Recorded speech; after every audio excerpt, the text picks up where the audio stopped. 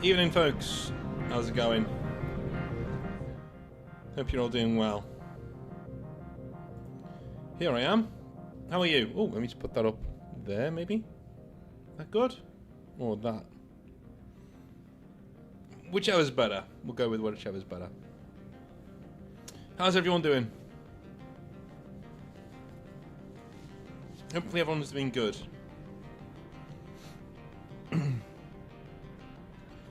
So tonight we will be playing a bit of Dispatch later. First episode, probably the first 2 episodes tonight. And I'll do 2 episodes a night until it's finished, essentially. And I also have a bit of a, for those of you who are dedicated enough to watch the streams, I have a bit of an announcement to make in terms of my own work and things that I'm doing around here. I'll be doing that a little bit later on as well. So, hopefully you're all doing well. It is Saturday. As far as I'm aware, there's not been any major announcements that need to happen or need to have happened. From what I can remember, I think we're grand. That was me twice there, if you could hear me. Hey Liam, hi Bud. How's it going, guys? How's it going? I should probably share the stream.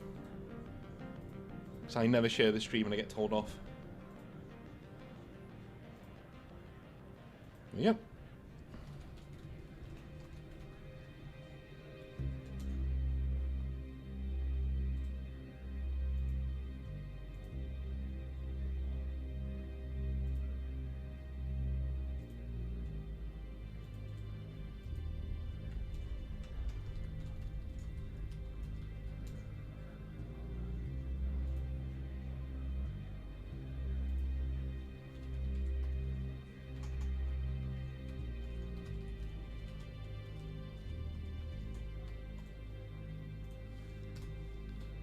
Okay. Happy days.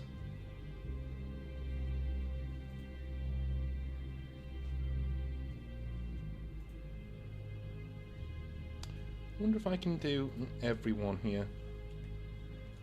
Yeah, I can.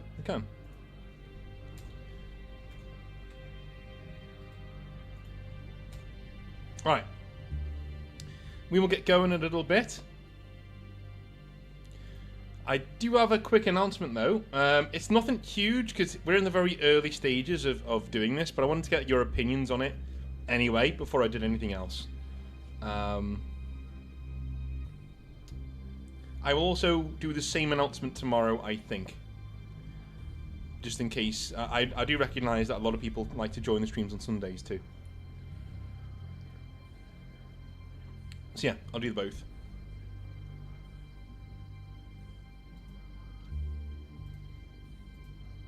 Wait for folks to come on in. How's everybody doing? Don't be shy in the chat. Keep me company. It's cold. It's very cold in the UK right now. I think we're sitting around 4 degrees, which is not great. It's not great. It's horrible.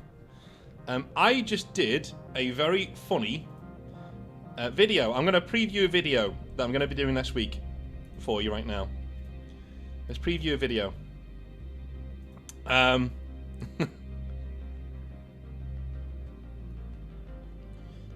think. Yeah, here we go. It's just one of the videos next week will be spicy. We're going to be getting into why I don't like Skaven very much. I'm going to be doing one of those videos next week. I'm going to save my opinions until the video, you know, but I wrote the script today. So the script was written today, and it actually comes off as more reasonable than I thought it would. I honestly thought, like, the actual video, the script, would be really unhinged and wouldn't make sense. It kind of did make sense when I read through it again. I was like, you know what, this seems kind of reasonable. So this will be next week around Tuesday. Around Tuesday, we'll be doing the I Hate Skaven video, but it will be a bit of a rant. That friends of mine, like Board, who's here right now, you will all know I've had this rant before, but this is a. I was told by Board when I had this rant over Discord to him that you should really do a video of this. Like this is like prime Northern content. You need to sort this out. So here we go. It has been turned into a script, and it will be next week on Tuesday. That is not the announcement though. Why do you want to break my heart? Well,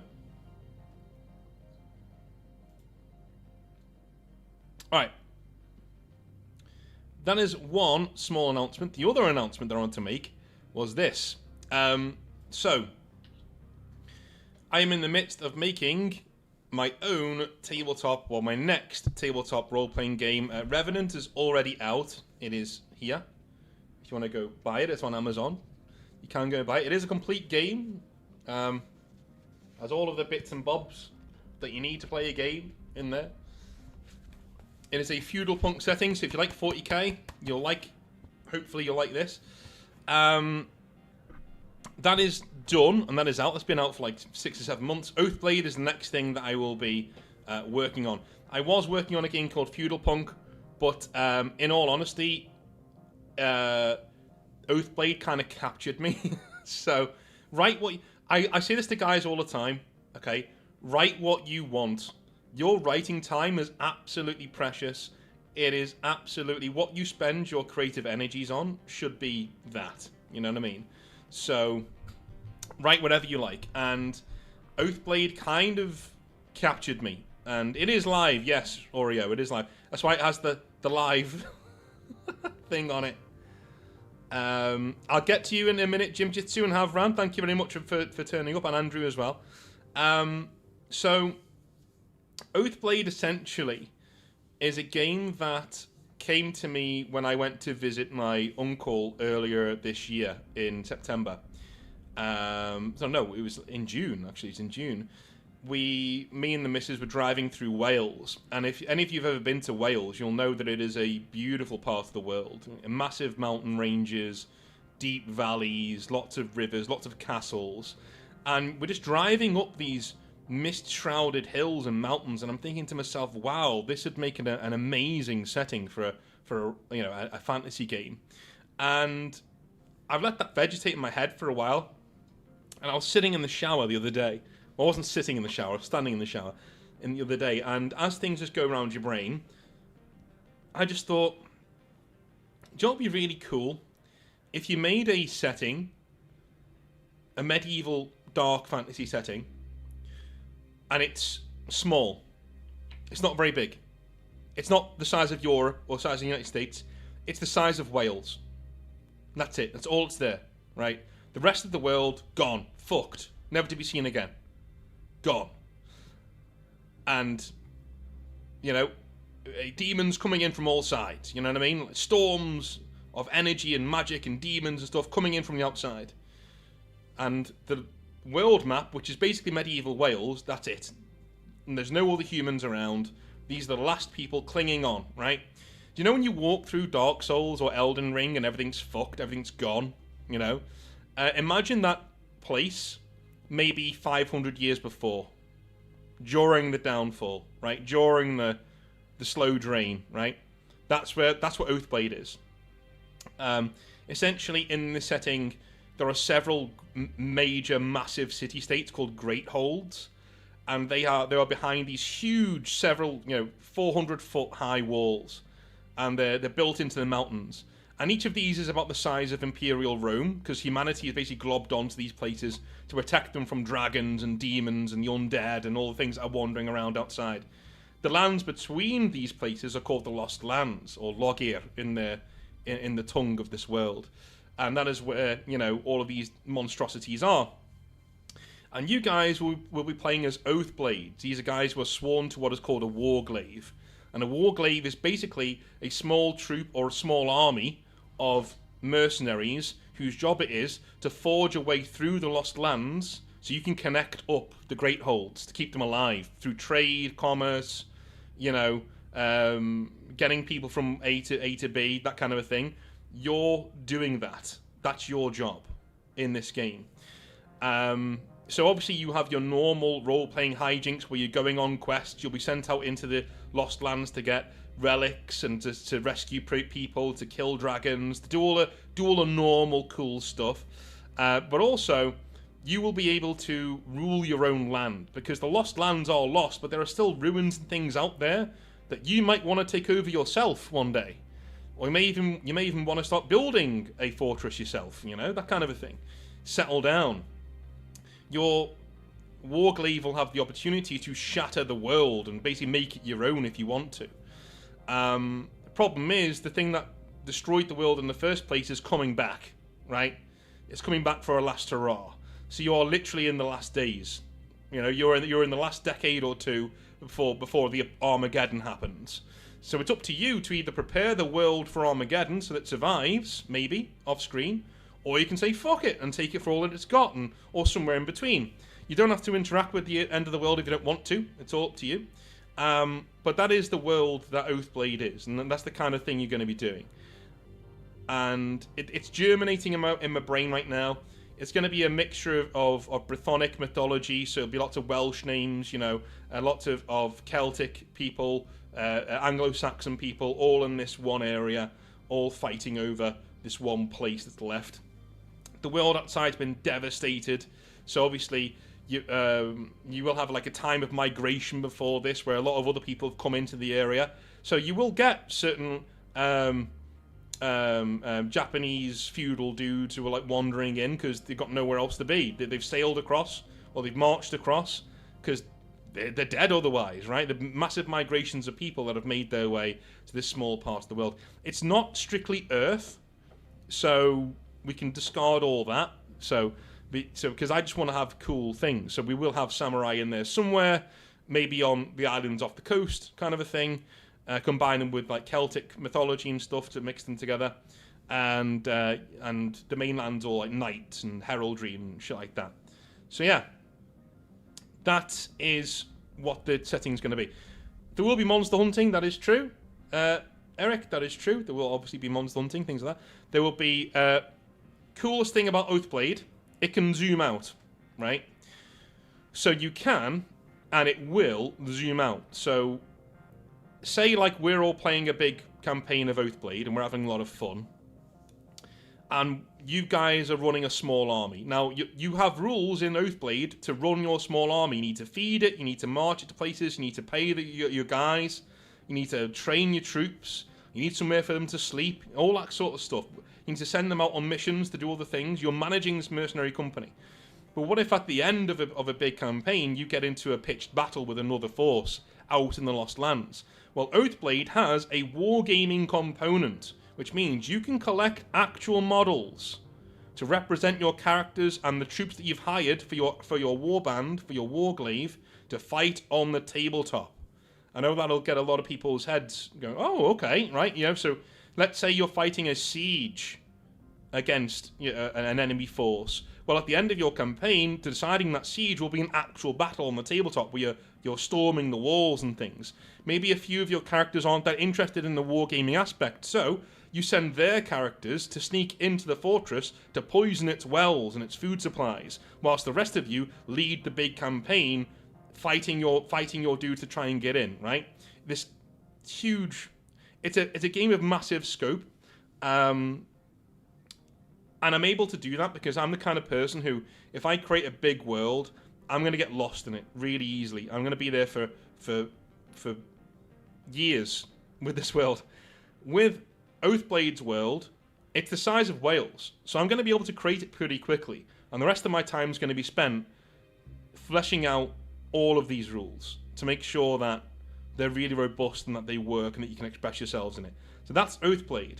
And that was the big announcement. I've currently started working on it, but I like to run my ideas past the brain trust, which is you guys. So, critiques and comments are welcome, of course. Havron says, evening Jimjitsu, by the way. He says, haven't seen you in a while, good sir. Took a break from Warhammer, but getting back, just ordered a Titan Imperialis, and we'll do it as a Knight proxy. Wait, why hate Skaven? They're so cool. I will get into that on Tuesday. It will be a video on Tuesday. Hi Oreo. Tommy says, hello North and all. Hope all is well with you. PS, I love the futuristic rainy background. Well, thank you very much. It'll be back in a second. So that is where we are with Oathblade. And right now, I'd love you all to stick around because I'm going to play some Dispatch. I've been told by the missus that the main character of Dispatch, they were like, yeah, did they just like... Okay, here's the thing. You can see me now, right? Normally I shave this, my moustache, down here, and I have these two right there, you know, on the side. I look like the NPC that you start with when you're making your human character in any video game from the 2010s. What I mean by that is, I look ridiculously normal. Average. You know, your standard 5 out of 10. From this mug, if you could change things around, you could make a good-looking guy, or you could make an absolute monstrosity, right? I'm right in the middle. Yeah, I'm white, brown hair, blue eyes, 6 foot. Average. I'm the guy. Whenever you've opened Knights of the Old Republic, and you've gone for the white man option, this is him. It's me. It's me. I'm owed royalties from BioWare, from Bungie, from all these companies, everyone. I'm owed royalties, right? It's me. When we play this game, you will know what I mean. Thankfully, they made his hair a little bit lighter brown, which is great. But like, my missus walked past the other day and she was like, did you create that character? And I was like, no, it's the stock character. She goes, no, if you were a cartoon dude, that's what you would look like. If I drew you in The Simpsons or something, that's what you would look like. Not The Simpsons, but you know what I mean, like Family Guy or something, you would look something like that. So I'm looking forward to it. Should be good. I've been told it's very, very, very, very, very good. I have played through bits of it just to have a bit of fun in the demo and things, which was fun. So we're going to get into that in a second or two. And you'll see what I mean. You'll see what I mean in terms of like bog standardness. Is anybody here like that? Is anybody here like the average? Because everything about me, like me and my friend Nathan, we were talking about this back in the day when we were playing Star Wars: The Old Republic, and one of the preset characters was literally me. Like literally, just like it's North. Like there he is. He's on the screen, right? And Nathan was like, "Dude, you are literally the 5 out of 10 NPC. Like that's just who you are. Like that's just what you look like. You are literally him. You're non-offensive." You know, starter Skyrim character with short hair. That's you. I wish I was more like Geralt of Rivia than the standard NPC guy, but there you are. But does anybody else here have that feeling as well? Is anybody else here like around 6 foot, brown hair, white, blue eyes, and is like a solid 5 out of 10? Let me know. Because, you know, I want my NPC brothers to be in the chat. All of you, stand up, represent. What I mean by that is that there are taller guys out there, but you can't be an NPC because if you're above 6 foot, you're not average. You know, if you're a really good-looking guy, you can't be an NPC. You're above average. You know, if you're not a very good-looking guy at all, like if you're like an amoeba or something. You know, like a frog. Again, my heart goes out to you. There is somebody out there for you, but you can't be an NPC because again, you're on the other side of the band. You've got to be just completely average and everything. Board, you're massive though, aren't you? Aren't you like 6'2", 6'3"? If you're above 6 foot, you don't count. You don't count. You're above average. Anyway, let's jump into the game, shall we? Let's have some fun. Let's have some fun. I have switched nudity off and other bits and bobs off, so that we're not going to get anyone's wangs in our faces. So we don't need to worry about that too much. Critical Role are a part of this game. They essentially do some of the voice acting in it. But what I will say for them is that we wouldn't get this game without them, and it is getting really good reviews, so, you know. Like, very, very good reviews at the moment. Turn her up to there. So, how was everybody's weekend gone? I did look at this picture and I was like, I think I know who I'm going to romance. Not that I'm into blondes, but you know. Alright, let's get started. How do I played a little bit of this. Save slot 1. Let's go for this. Here we go. There we go. Awesome.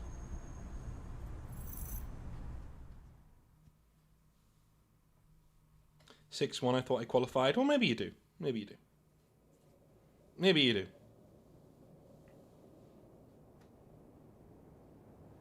God, I'm taking this off. It's a bit Obviously, I love him.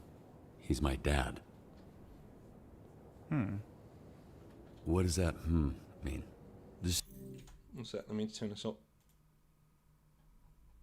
There we go. say what you want to say. It's just, when you add obviously, it feels a little less obvious. So, I'll ask again. How do you really feel about your father? It's as if maybe it's a little more complicated than you feel comfortable admitting, which is completely understandable. Didn't really know him well. He wasn't around much. Well, you're gonna see him even less now, because he's dead. Just so sensitive. Listen, if I didn't love him, we wouldn't be here, right? We don't have to get into it. Nope, we're in it now. Why would I be trying to find the man who killed him if I didn't love him? Why would I be doing any of this? Shit. My nose is bleeding. Thought I was getting emotionally snotty. No, it's probably from when I kicked you in the face. Yeah, thanks for reminding me. So, here's what's gonna happen. I'm gonna hang you off the side of this building, and you're gonna tell me where Shroud is, or I'm going to drop you to your death. Come on, I thought we were having a breakthrough. Hey, we did. You know, for being a real piece of shit, you're Things are coming through on the audio. pretty Good. easy to talk to, but the only breakthrough I need right now is the location of Shroud. I'm not telling you shit, you fucking loser! See, this is more like how I thought this would go. I hope Shroud kills you just like he killed your father. I hope he fucking spanks your little daddy-issue bitch ass to death, you hear me? Are we outside? Windy up here tonight, huh? Why are we outside? No telling where you'll land. Smells like outside smells. Fuck, wait, wait! I have neighbors. Use your inside voice and just tell me where Shroud is. Okay, steel mill, Llewellyn Steelworks, okay? Fuck! You sure about that? Yes, please, that's all I know! Stop screaming, goddammit. Help! Help! Hey, I will pull you up if you quiet the fuck down. Help! Sir, if you want something to scream about, I'll give you something to scream about. No!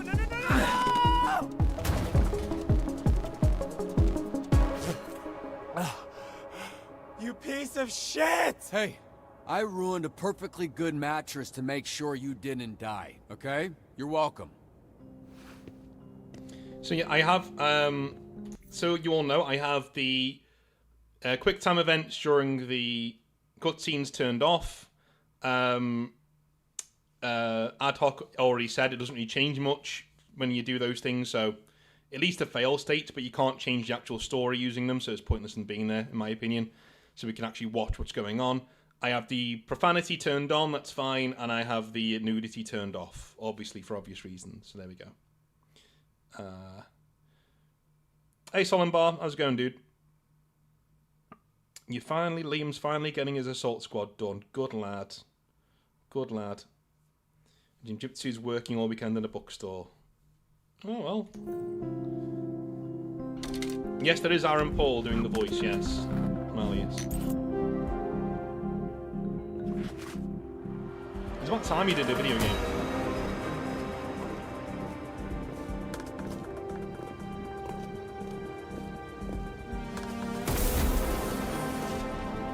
Hey, chow time. Ultramarines fan. Not a culture.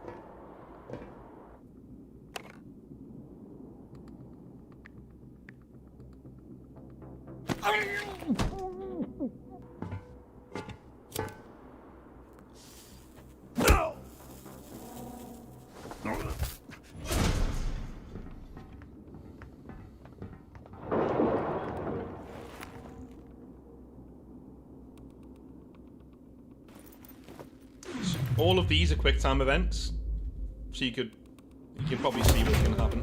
Holy shit! He's here!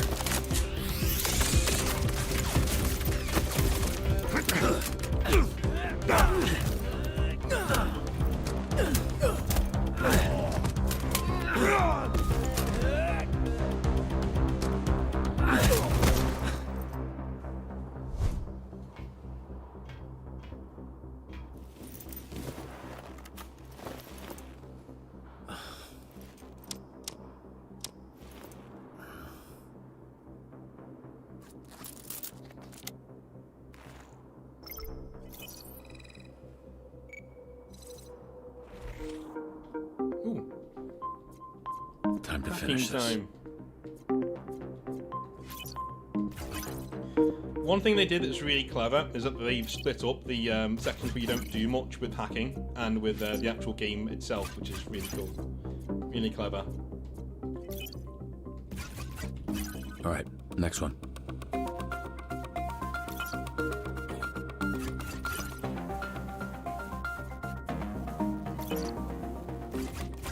Just one more.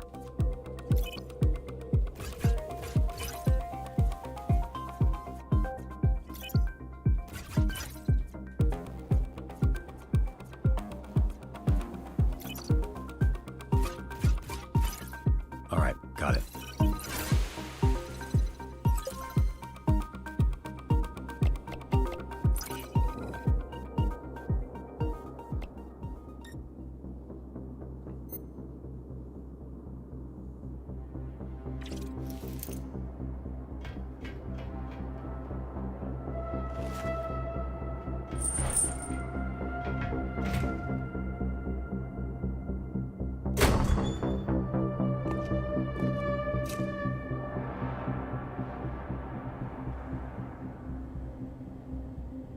Hey, can I get a copy of that video when we're through here?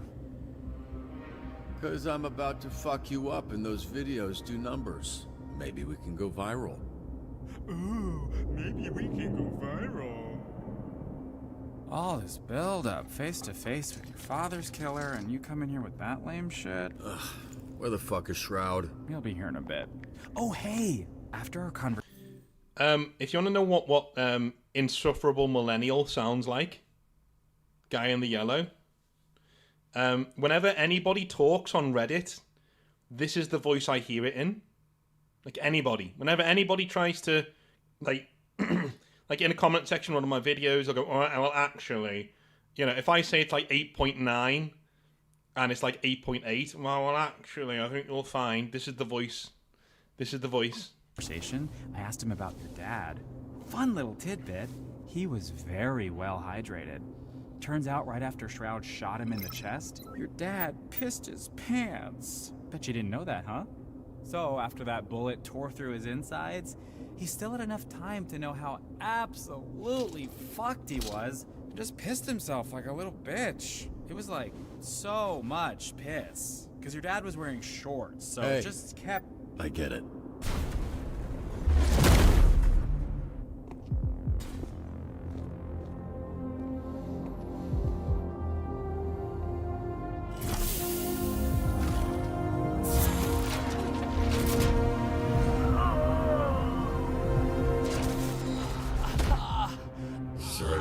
like I didn't need to waste a perfectly good mattress to break her fall. Perfectly good. I assume that cum stain thing was already in the dumpster. Can we just skip to the part where you reveal your bullshit superpower so we can fight for real?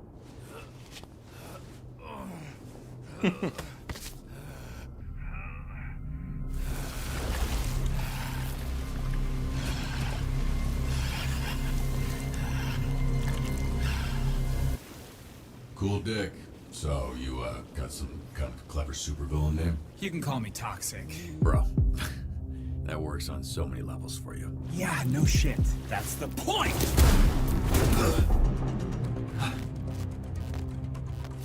Trout's augments are pretty good when normies like you use them. When you put them on someone who already has powers, fucking chef's kiss.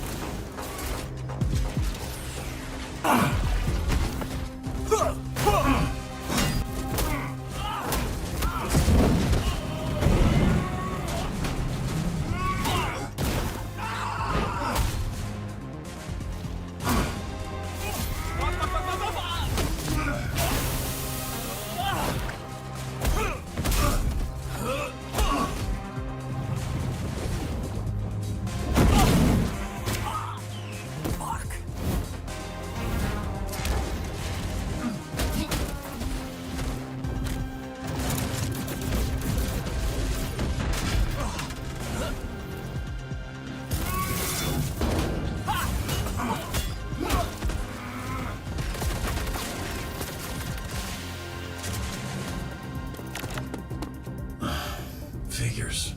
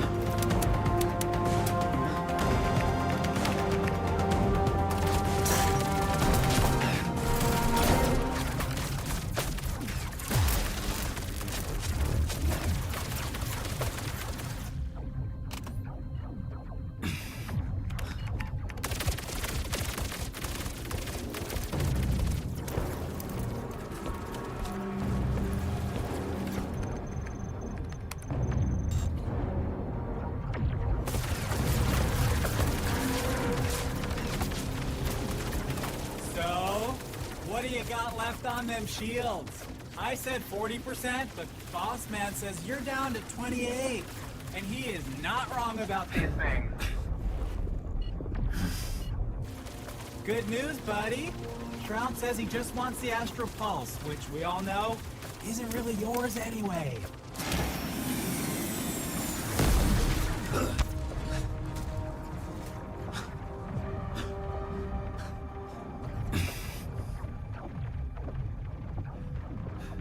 System check. Calculate the damage per second hitting shields. Then tell me how many seconds I need to divert astral pulse energy to rocket boosters.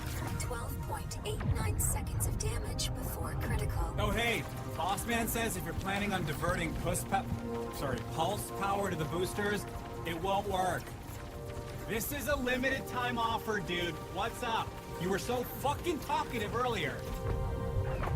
I'm just the messenger here. He says you're not calculating that shit stuck to your leg, dumbass. Fuck it.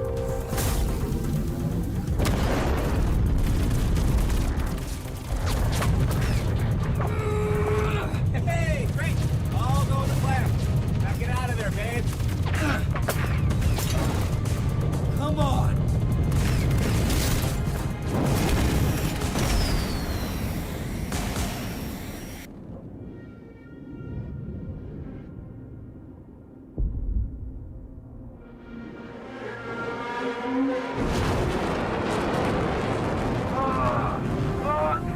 Yeah! Status. Pulse status stable. Foreign device detected.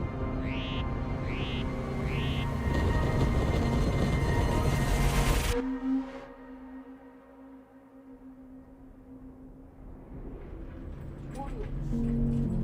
Warning. Warning. Warning.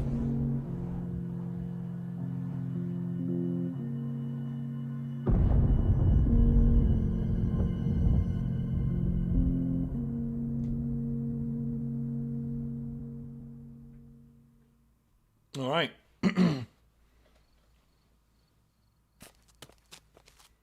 I would like to know, like, how...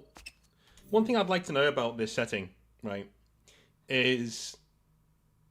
I think in settings like this, you always need to explain where the heroes come from, like, what happened. I know in The Boys they do. And, I know later seasons of The Boys are not very good, like, don't get me wrong. But... The one thing that's missing from this is, like, have they always been around? Like, where do they come from? Where do these guys, you know, what are they? You know, how do they get their powers? And how are these aliens here? That kind of a thing. So, maybe it's just, like, it's not explained. It's kind of like they do in Marvel, where it's just, you know, no, there are certain people who are bitten by radioactive spiders, or there are certain people who, you know, that kind of stuff. It was just over 4 months ago that images like this were recorded across the Southland. Videos flooded social media and our newsroom, showing what many thought to be the death of Mecha Man. Again. For nearly 50 years, a Mecha Man has protected Los Angeles. Built by an ordinary civilian with no superpowers. This first suit was dubbed by some fans as Mecha Man Prime. 3 generations of pilot, their identities kept secret, have given everything to protect this community, including their lives. After the tragic passing of Prime, the next Mecha Man, known as Astral, teamed up with a star-studded superhero group known as the Brave Brigade, leading to an unprecedented period of peace in the Southland. After years of loyal service, tragedy struck again, when Shroud, a former Brave Brigade member turned villain, killed the pilot of Mecha Man in cold blood. But yet again, as hope was lost, a 3rd generation of Mecha Man emerged. A Mecha Man for the modern era. A bulwark against organized crime in the greater Los Angeles area. Until today.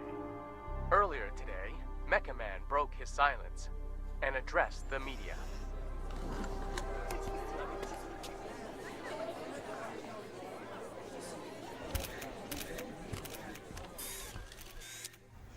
There's been a lot of speculation about my health and the state of the Mecha Man suit, and I'm here to put that speculation to rest.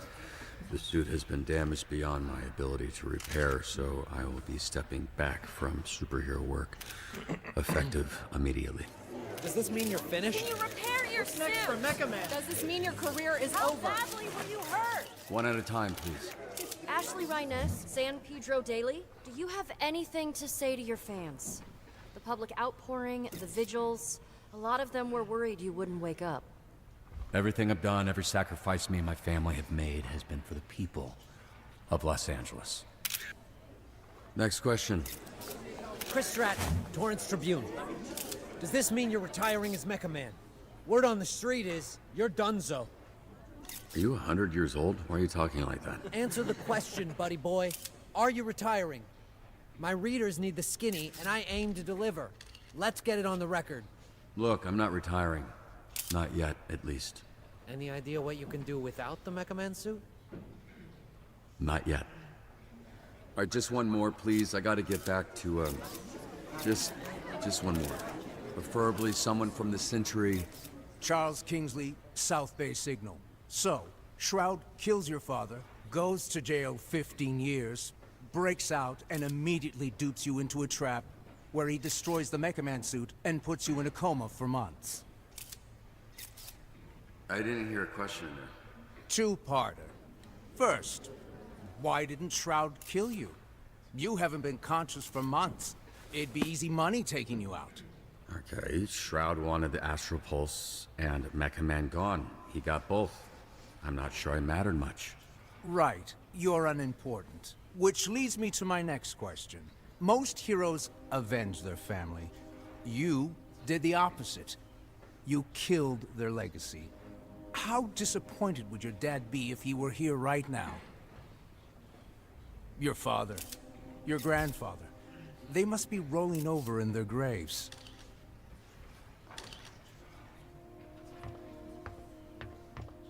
I wish this happened more. Like, talk shit, get banged. Up next. Do I want to sue? Of course, but there's two issues there. He clearly has nothing left, and he was wearing a mask, so... How do you feel about the crowd seemingly encouraging it? It did explain why after the first 3 or 4 minutes, no one was stepping in. Yes, I was disappointed with the chanting.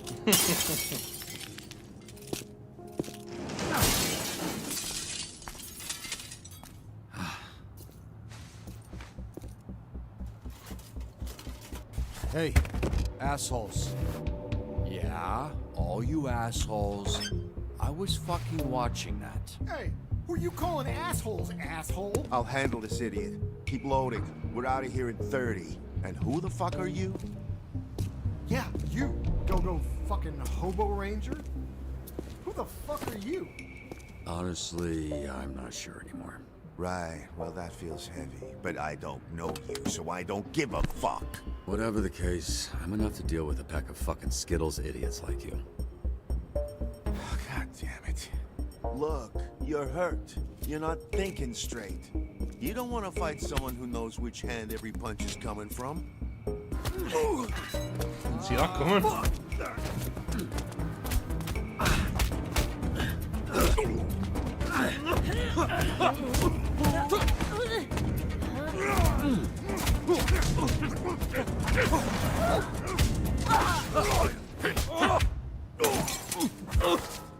What the?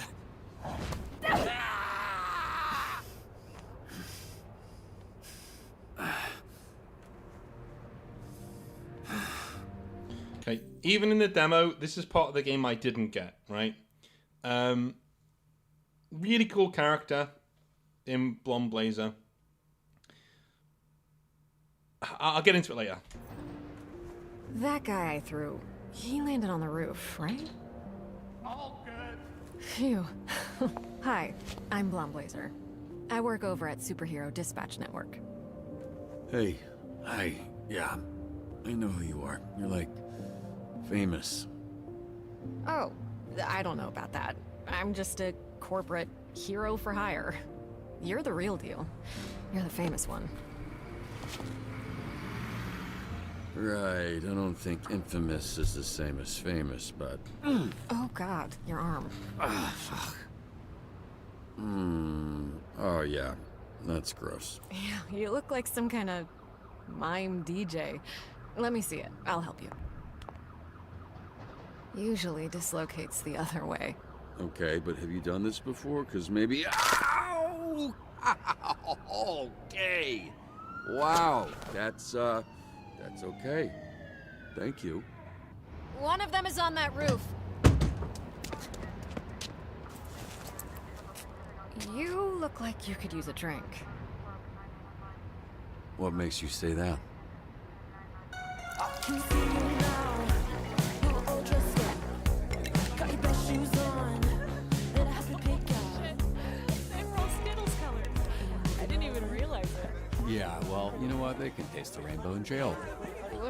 What do you mean? Like different colored dicks? Sorry. I actually didn't know what I meant, but you know what? It should have been that. I'm a little buzzed. I don't really make jokes like that. I think Vizzy's rubbing off on me. Who? Someone I work with. It's... yeah.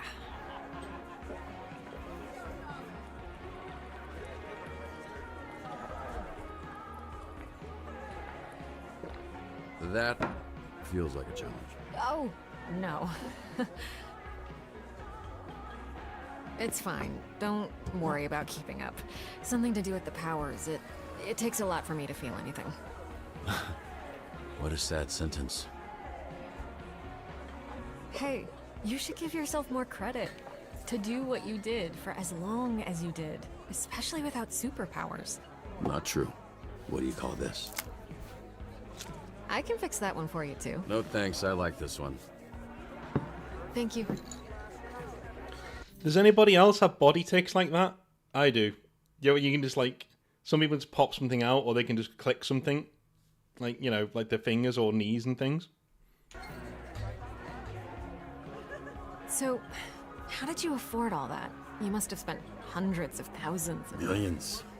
So you'll understand when the check comes. You're serious? Millions. Yeah, I basically burned through my entire inheritance keeping it going. The last couple of years have just been duct tape and sheer determination. Why did you do it? Do what? Sacrifice everything to be a superhero to the point of financial... Ruin? I was gonna say hardship, but ruin was the first word that came to mind, yeah. You must be completely broke at this point. Honestly, it's the only thing I'm good at. Now that's a sad sentence. Come on, that can't be true. I guess it could be true. So, are you drunk yet or what? Yeah, I should probably be switching to water. Good, because I was hoping, after some drinks to loosen you up, I could learn a little more about you. And, if all that went well, present you with a proposition. A proposition? Yeah, I'm just trying to figure out if this is a fit or not, you know? Then it's just a matter of picking the right moment. Okay. Hopefully it's nothing too scandalous. That's actually not water. God, this is like pure alcohol. It's not like alcohol, it is alcohol. I know because you spit it directly into my open mouth. That's water. That, see how it has ice in it? You drink hard liquor from a pint glass? Actually, I usually just drink it straight from the bottle, but I thought that would be embarrassing. I'm gonna go clean up. I'm so sorry. No, it's fine. I will be right back. Oh, John, I the same, man. What are you doing? My niece did the same thing. Hey, bitch!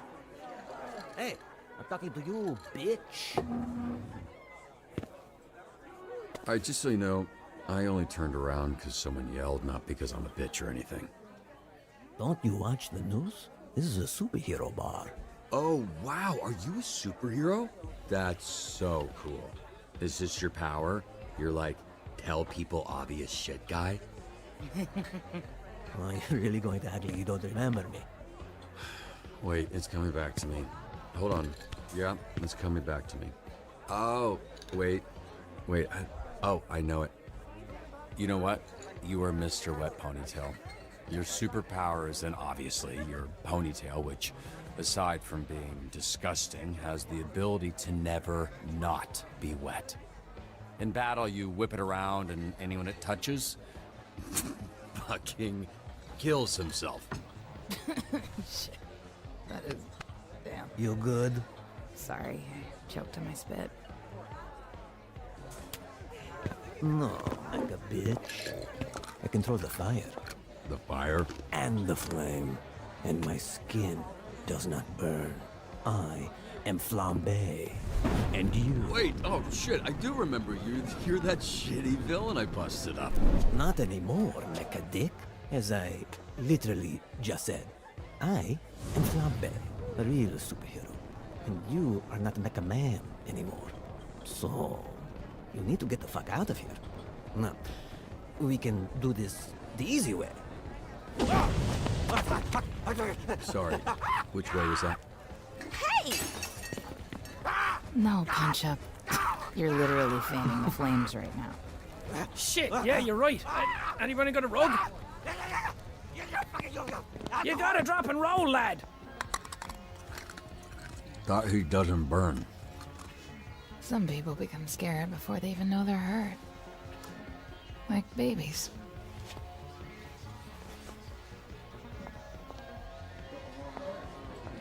Hey, Mecha Dick, get the fuck out of here. I get it. Can you just tell Blazer I'm outside? Ow! Relax, I'm leaving. They seem a bit harsh, like, you know...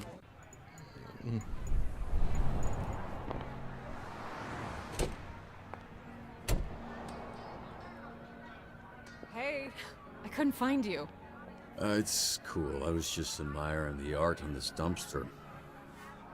Can't tell why anyone would put those words together. Why are you holding drinks? Nightcap? You're in trouble. Actually, according to the bartender, that's exactly what you are. What happened in there? I walk out and the bartender's pissed. The whole energy is awkward. And why'd it smell like burnt hair? Oh, my glass slipped and I made a little mess. Just a little mess? Yeah? Does that not sound convincing enough?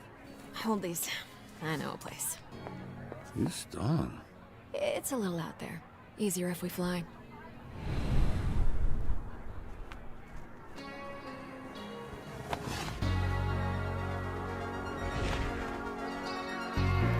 Somebody said that these guys did a better job of doing Captain Marvel, or was it Miss Marvel? Captain Marvel, than actual Marvel did. And that, like, Captain Marvel's supposed to be somebody with amazing superpowers who just wants to, like, have a normal life and settle down and shit. But her whole story is that she can't. just her chasing, like, the trad wife dream the entire time. But she keeps having to save the world. That's a cool story. I like that. Whereas they made her into, like, a fighter pilot who was just amazing at everything. So...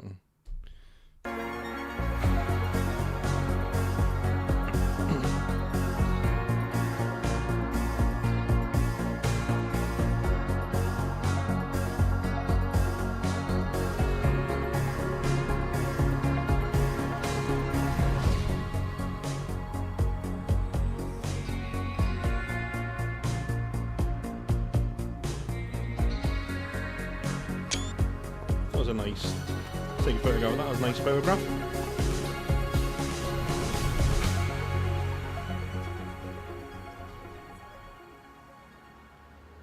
I actually thought you were taking us to sit on it.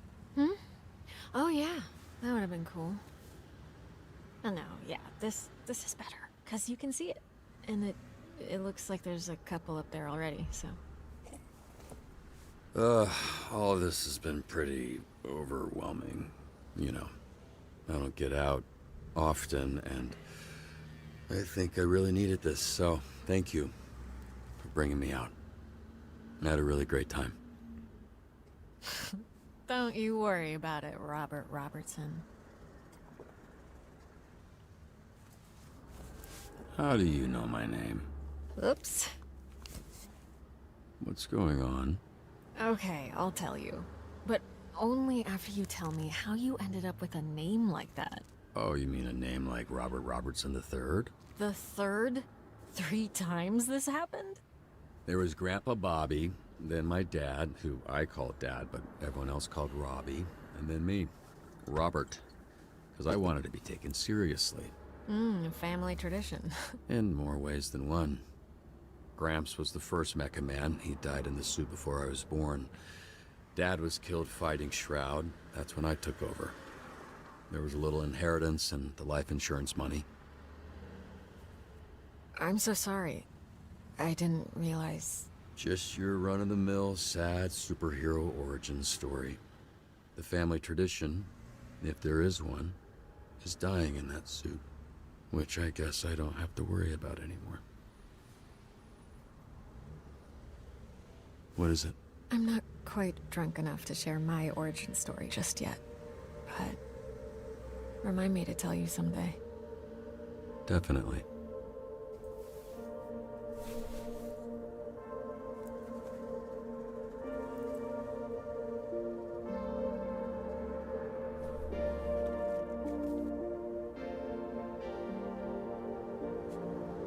We can work with this. Dude, like, it's not a question. Probably won't work out this early, but it's not a question.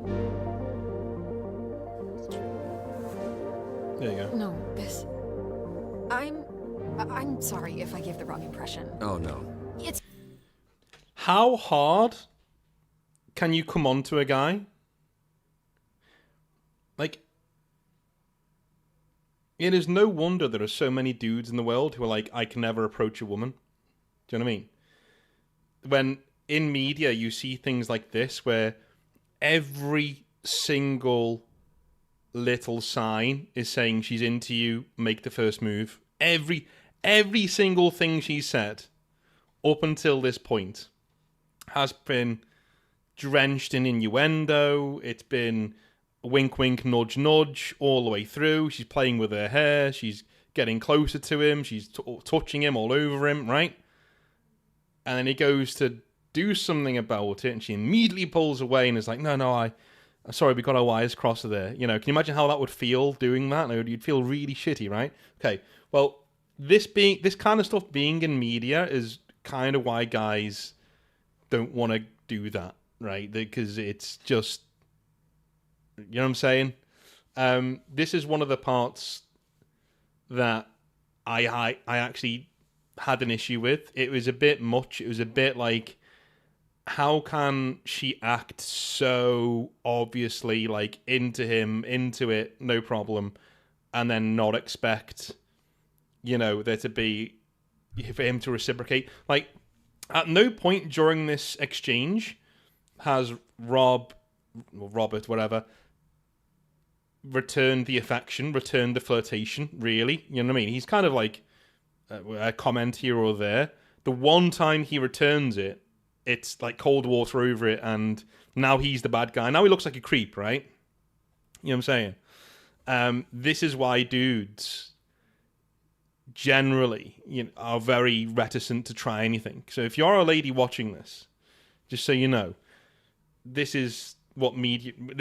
This is how media portrays getting to know a woman and making the first move and stuff, right? And that kind of stuff.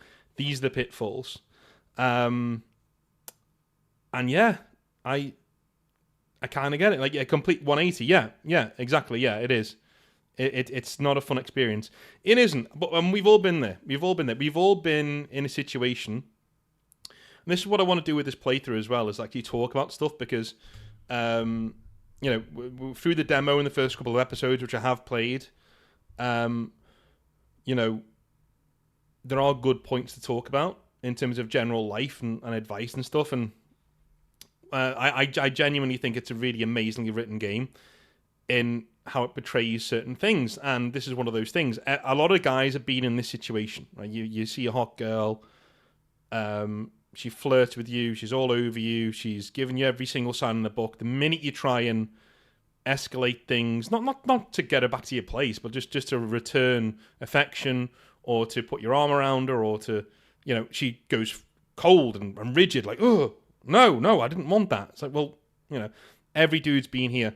And most guys out there are decent blokes and don't like to be made to feel like they're a creep. Do you know what I mean? Because that's the last thing they intended. Right? The last thing a guy like this intended was to make you feel bad. Because the reason why this person's trying to consummate a romantic moment with you is because they like you, right? It's because they think you're cool, and they think that you're romantically interesting, and they think that you feel the same way about them. The minute you douse that in cold water, the minute you jump backwards, you make him feel like he's a creep. You make him feel like he's the worst guy in the world, and not only has he embarrassed himself, but he's really hurt this person, or it seems like he's offended or made feel uncomfortable this person that he actually thinks quite highly of. He may have just met you, but he thinks quite highly of you if he's going to this length, right? So, if you are a lady watching this, just make sure that if you're be very and dudes as well, be very reticent about your behavior around other people. But just so you know, I get it. I get the fear, but do you know, a lot of the times as well, here's the other thing. The last thing I'll say on this is how it's portrayed in this video game. Don't think this is how it is. Okay? Somebody like Blonde Blazer acting this way in real life, this would have resulted in a kiss and it would have been fine. No problem, right? Don't think this is how it is in real life, okay? My point was, it's shown this way in media because I don't know. I just don't know. No wonder people are terrified to approach women if this is how things are portrayed in media all the time. And these things do happen, not to this extent, though. I think even Narami Kai will say in chat, it doesn't happen to this extent, right? No woman acts like Blonde Blazer and then just turns off the tap. It doesn't happen, right? But you may get, bits of interest here and there, flirty comments here and there, and then you return the favour and all of a sudden it goes to kaput, right? But what I'm saying is no wonder dudes who watch shit like this are terrified of approaching women. You know what I mean? Like, no wonder. Like, it's a jungle out there, guys. It's a jungle out there. But shoot your shot. Because in real life, things 9 times out of 10, if somebody acts like what Blonde Blazer is acting like, she's all over you. I'm telling you now. Don't watch this scene and think, there's no hope for me, because if they're writing things like this is how it normally is. No. If somebody acts this way, 9 times out of 10, she's going to devour you, right? It just is what it is. So don't worry too much about it. My fault. I'm so sorry. I totally misread that. You didn't. I mean, you did. But I definitely... The way I went about things tonight, I'm sorry. It was all a little loose, a little unprofessional. Unprofessional? I'm not sure that applies to this. But... I'm actually here on official business. How I know your name, the proposition I mentioned right before you spit in my mouth. Still mortified about that. It's fine. Do you remember a superhero named Trackstar? Remember, of course. He's like family. That I haven't talked to in a while, but what about him? I work with him at SDN. He recommended you. Mentioned that he worked with your father? Yeah, he was the youngest member of the Brave Brigade, so he was kind of my babysitter for a while. How's he doing? He's doing great. He's why I'm here. Robert, I would like to make you an offer. In exchange for dispatching and mentoring some of our rookie heroes, SDN can make you Mecha Man again. But this time with all the resources that a company as big as ours has at their disposal. No more paying out of pocket for repairs. Support staff, the whole shebang. So this was like some sort of interview? I was worried that you might be... Crazy? Unstable, damaged, unfit, batshit, dipshit, I don't know, whatever you want to call it. It's a big investment. It'll take considerable time and money to get the suit repaired and the missing pieces replaced. Plenty of time to learn how to dispatch and level up some of the heroes on our roster. Your experience, your work ethic, your perspective, it's all invaluable. Share it, Robert. You have a lot left to give. Wait, so you want me to sit in an office and dispatch heroes? That's the idea. But just until we get your suit put back together. What's dispatching even mean? Oh, right. I was supposed to test you at the bar. Here. The drunk people shouldn't be throwing things at drunk people. Noted. Am I waiting, or are you waiting? What's going on? It was supposed to open up when I threw it to you. Okay, there. Pop it on. This is part of the assessment. And don't move too much in there. You're sitting on the edge of the billboard. Greetings and welcome to this training simulation. We may be superheroes, but we're nothing without SDN's real hero, the Dispatcher. So, Dispatcher, where do we start?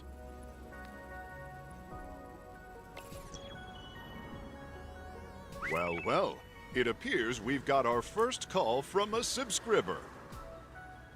I saw some scary, suspicious men last night leaving the old movie theater. You'll receive requirements to help you determine which heroes to send. Such an array of brave heroes to choose from. How could you possibly pick just one? This graph will show you what a hero does well and not so well.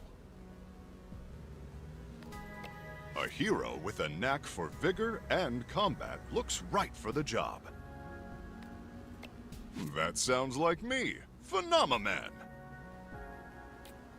Now that at least one hero is being dispatched, it's time to get to work. A wise choice.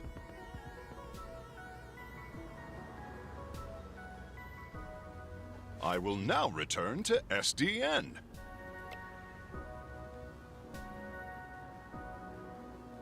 When a hero returns to SDN, they'll need some much-needed R&R. That stands for rest and relaxation. Don't forget to review your hero's performance. They won't be sent out again until you do. On SDN's state-of-the-art graph, we can see an analysis of what skills the call required. Let's see how well I did after responding to that caller's, well, call. There's no such thing as a perfect fit. Use your intellect and your roster to your advantage. The more that my skills align with the needs of the job, the more likely I am to succeed.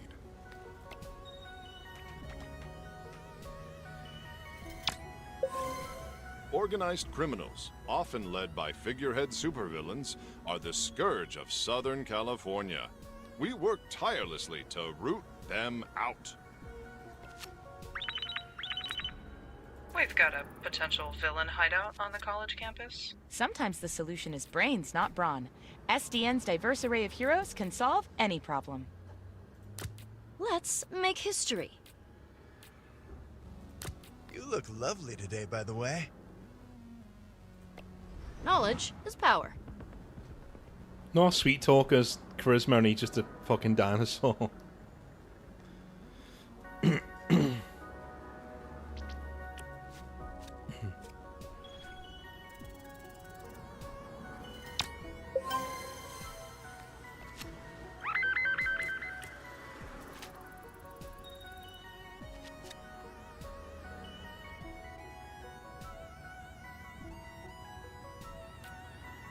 Phenomenal.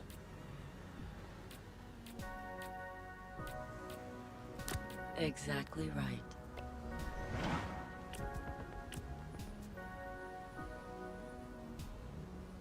Is One of your heroes needs you. Is Equilibrium an origami man?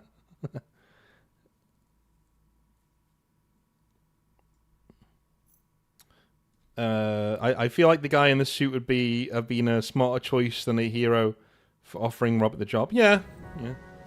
As their leader, your heroes will look to you. Make choices and follow where they lead.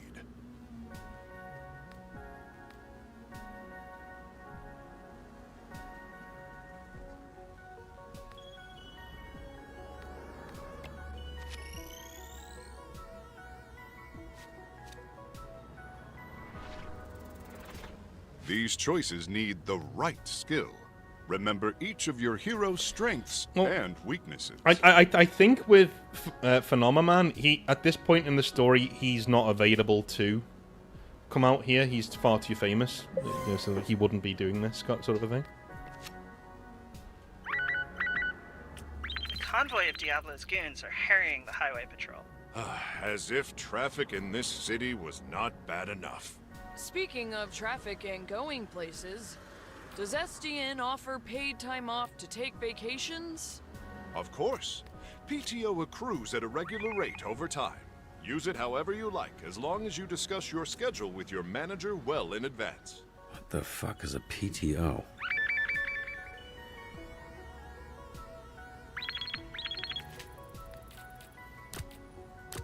I'll protect you.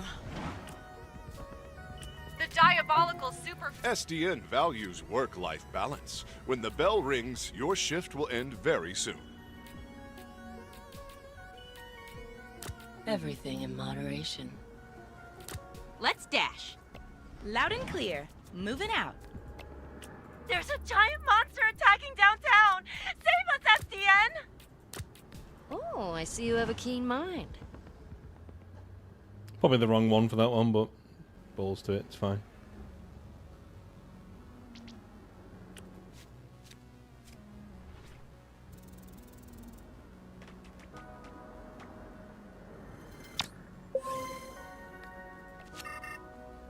Sometimes a hero can use their talents to tip the scales.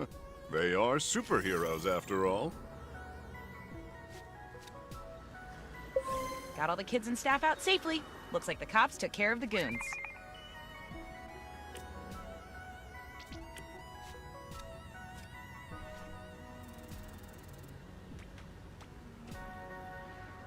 Oh, that's really unfortunate. Oh, God, no. Help us. We're being held hostage. Send help, please. You can find suggestions on how to handle hostage situations on page 234 of SDN's Guide to Dispatching. Oh, come on. I was about to click that. El Diablo's goons are running scared. We're right on the heels of his sidekick, El Diablito. Crime doesn't pay. Let me balance the scales. I get that. Yeah. Yeah. In terms of from the perspective.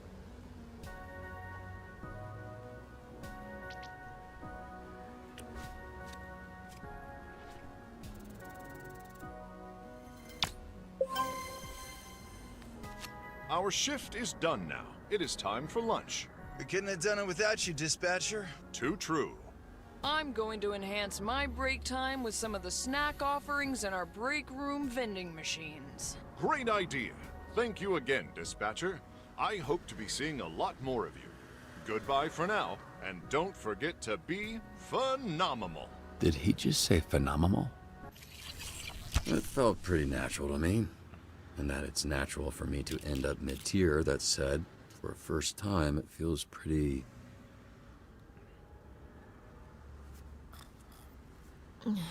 Did I drool on you? I don't think so. Well, you see why we thought of... Well, why Trackstar thought of you. It makes sense, yeah.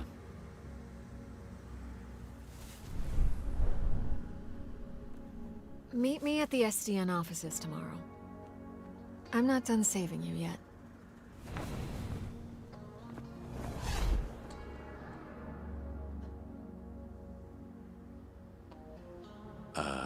Is there a ladder, or...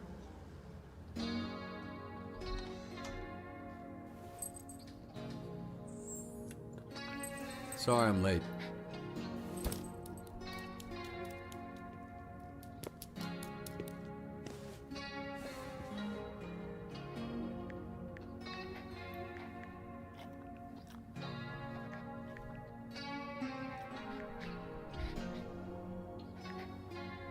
Were you a good boy?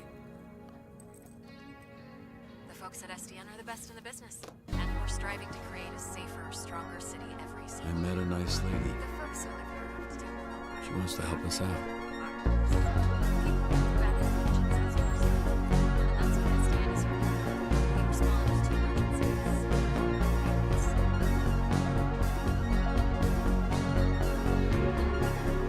I'll be honest, I thought the first episode was longer than that.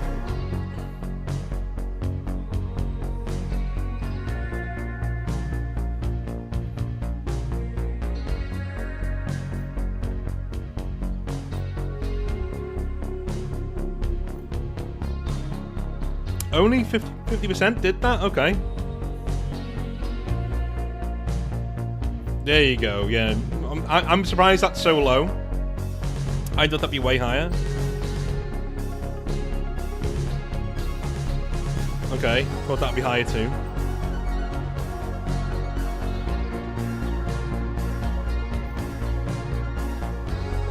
Okay, right, I'm gonna get a drink. I'll be right back. And we'll do episode 2.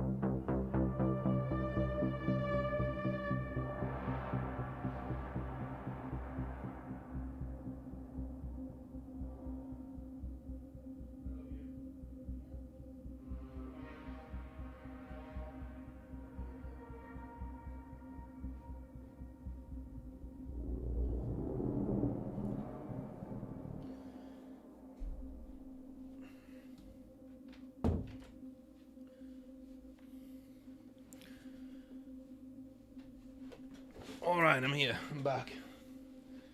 What a miss.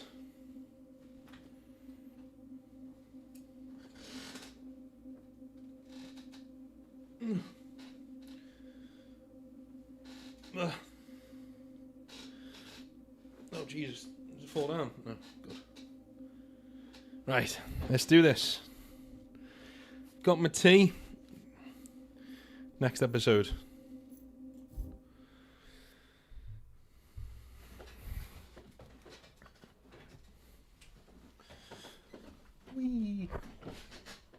Wee. There we go. Yes, I do that sound effect every time I roll my chair.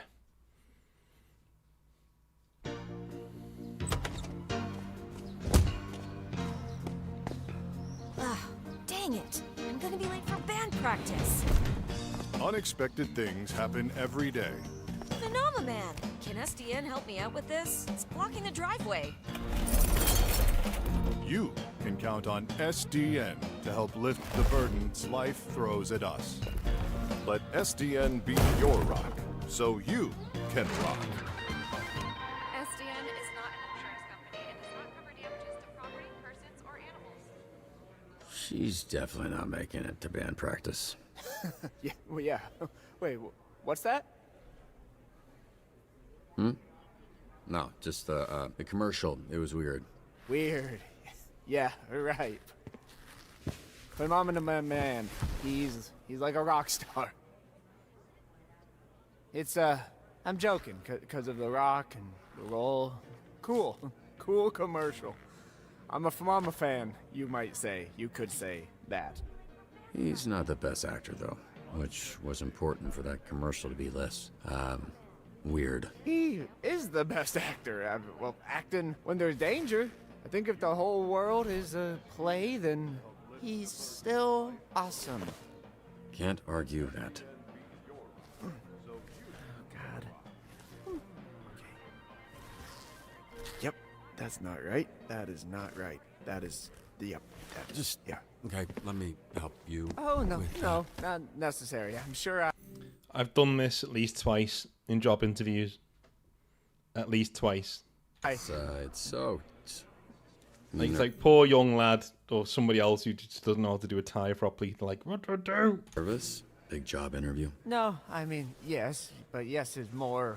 My powers make everything wet, moist. Water boy is how they call me, but yes, I am.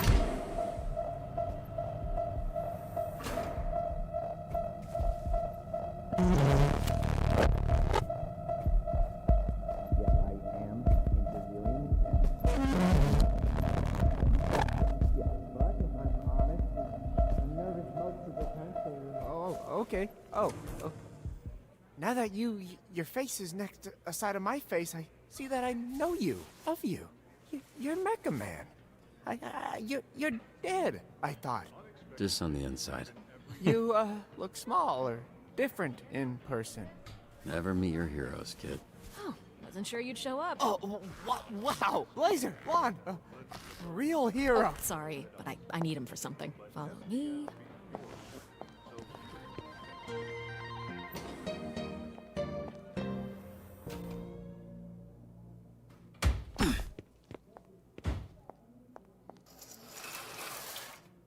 Take your clothes off. What's happening right now? We don't want too many people knowing you're Mecha Man. A lot of our dispatchers are former heroes, but it's better if you keep your identity a secret. We've had incidents in the past. Here. I remembered you being bigger. I was a little drunk. Listen, it's gonna be great. I've never felt silly wearing this. Until now. Yeah, I was trying to imply that with the silence. It worked. Get dressed. I have somebody I need you to meet. Oh, sorry. Should I turn around? Or what do you... should I close my eyes, maybe? If that makes you more comfortable. It's fine, I don't mind. Oh, yeah, no, it's sure. I mean, don't stare me straight in the eyes or anything, because that would be odd. Yeah, I'll actually... Yeah, I'm just gonna... There. It doesn't look like it, but I am flexing every muscle in my body right now. Really? Okay, well, you didn't have to say it like that. I want to say again, I'm sorry about last night. I regret the way I conducted myself. It was a mistake. A complicated mistake. I can, go into the details of those complications with you later. Didn't feel like a mistake. At least not to me. Well, that makes one of us. It was a nice night. Nothing more than that. Yeah, I'd like to keep things professional. Right, that's why you brought me to this conference room to strip down in front of you. Profesh. Are you serious?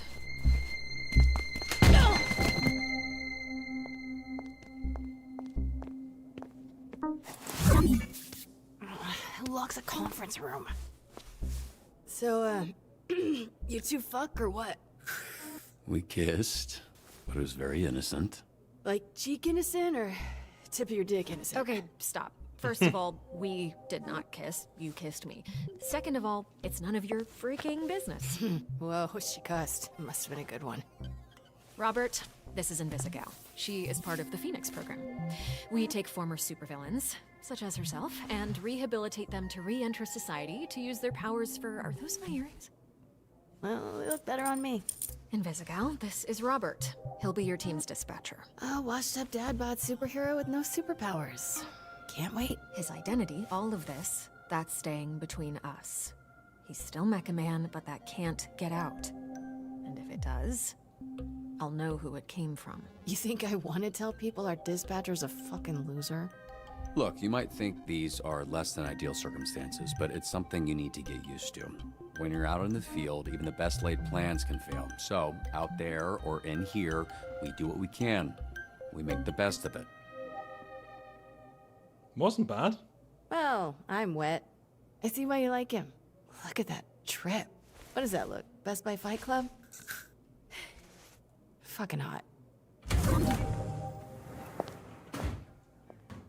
We have a weekly ranking list for all the heroes in the company. And she's at the bottom. She called herself Invisibitch when she was a villain. We're trying to rebrand her. Yeah, I thought Invisigal felt kind of corny for her. Oh yeah? The name was my idea. Just get your shirt on, Dad Bod. I could have gone better.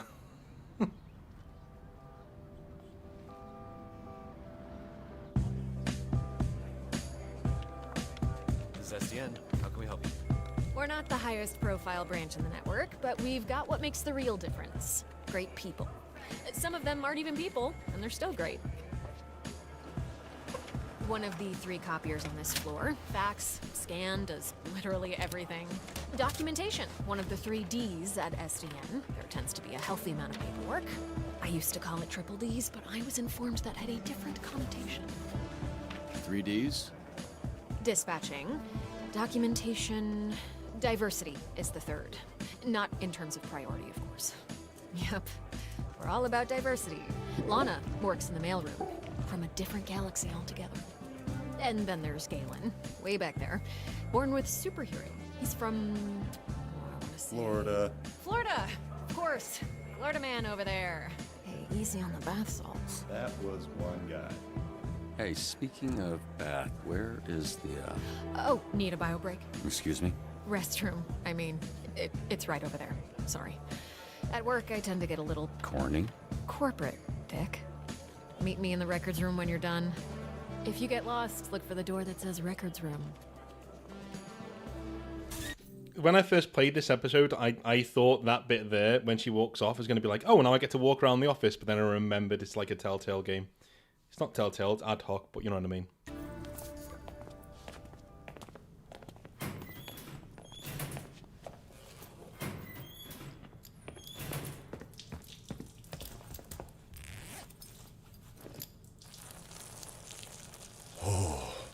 Bruh, I almost went in my pants.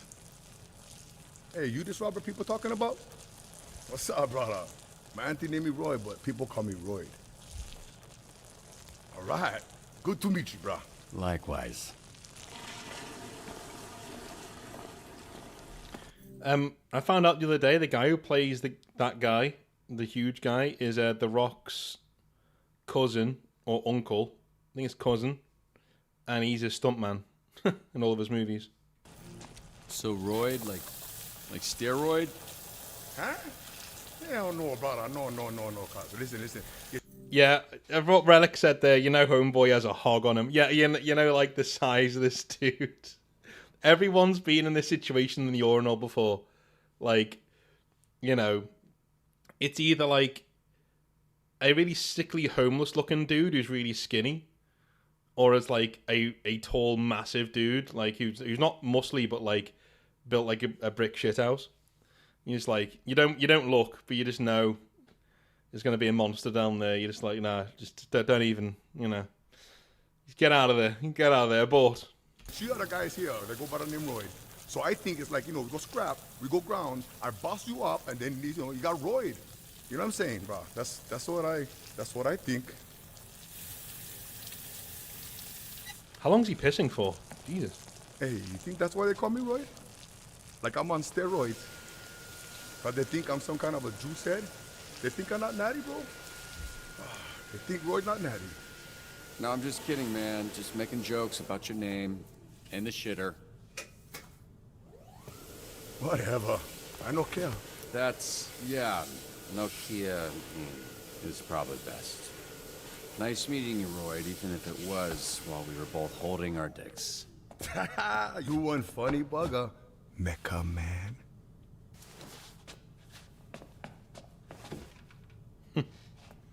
Okay, so I was worried about your unwashed hand, but now I'm worried that everyone here knows who I am. Nah, brother. It's Kapu. Need to know basis, and Roy need to know. I don't want to come pick up your soup or fix them for the SDN. Cool. You gonna wash before you do that? Nah, bro. I never touch nothing. Just touch my pants and underwear only. Even for shake, I just do like this.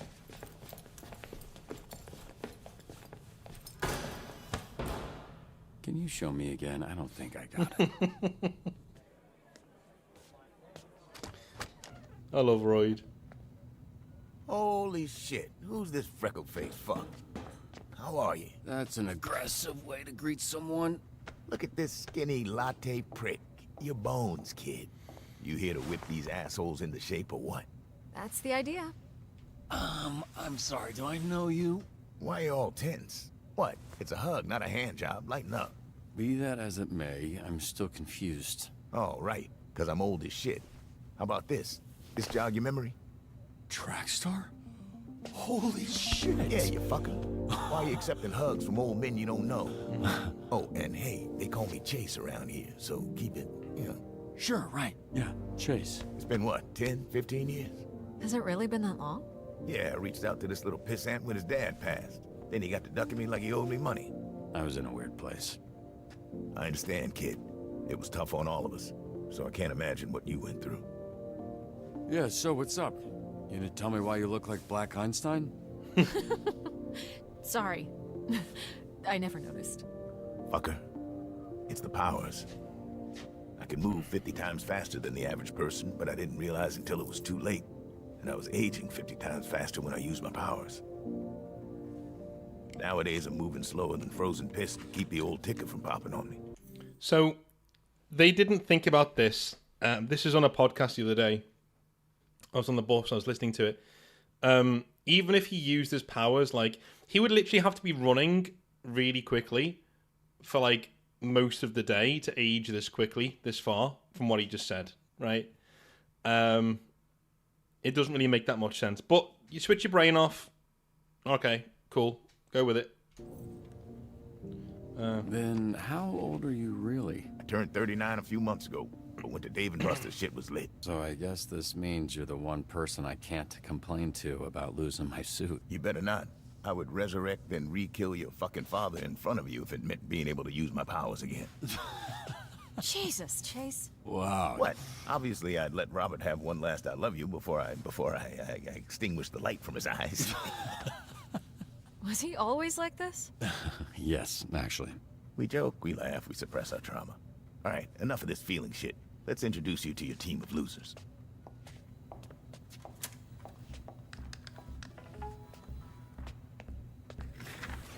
Now, if I'm being honest, I thought and still think we should have canned these tunas months ago.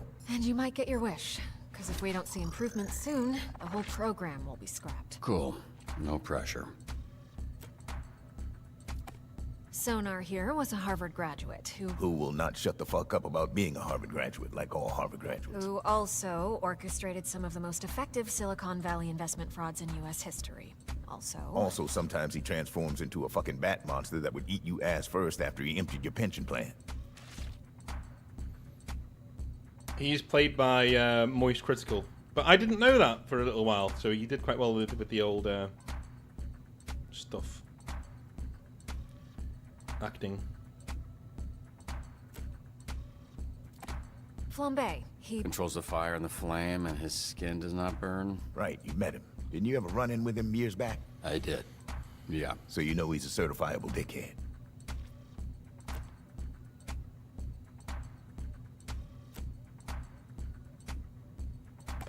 Invisigal, who you met.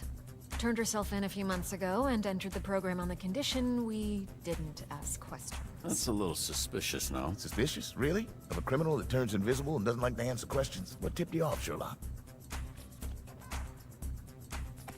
Here we have coupe, which I recently learned is a French ballet term that means to cut, hence the knives. That's very clever. Yeah, but it sounds dumb to say, so everybody calls her Coop. She was an assassin for the mob, then went independent. Punch Up. Carnival's strongman who made a deal with a sorceress. She gave him the strength of 10 men. His muscles grew, but his body shrunk. He's got all the charm and brains of a greasy bowling ball. This guy's played by Jacksepticeye, again. Didn't know, so he did quite well. Malevola. Terrifying. She's got a magic sword, and she creates portals that allow her to teleport. Somehow she's still late for every fucking meeting. Yeah, I'm pretty sure she does it on purpose. So I was hoping this one would be romanceable, but apparently not. But yeah, played by Alana Pierce. As much as I'm not a huge fan of Alana Pierce, like I don't really watch her content, I did not know this is Alana Pierce. I was very, very impressed. You know.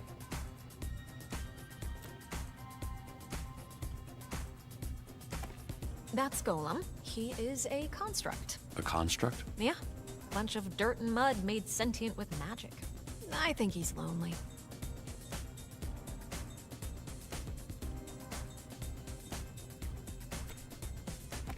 Prism.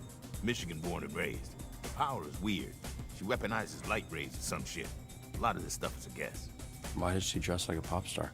She's actually super talented. Wait, so the Z team, my team, their Phoenix program? That is correct. Your own motley crew of dangerous fuck-ups. We're not looking for miracles, but we'd love one if we could get it. Can you show him his desk? Sure.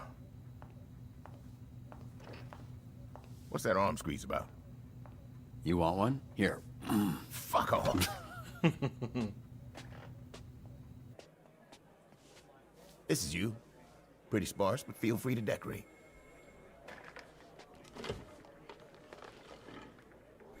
For such a progressive game, the lad banter is quite on point. For such a progressive game, like one thing that impressed me about what I played is how it's full of Critical Role people. It's full of like millennial 21st century slang lingo people, stuff like that. But the only really cringe person is that toxic villain, you know, and he's meant to be that. So like, I was quite impressed.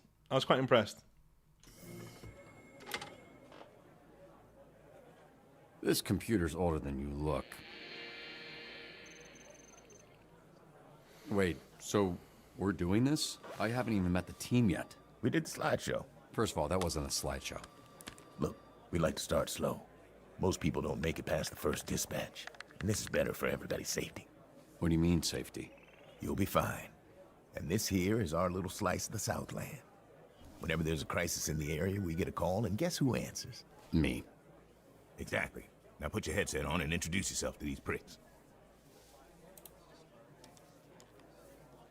Hey team, this is your dispatcher, Robert Robertson. I'm starting my first shift.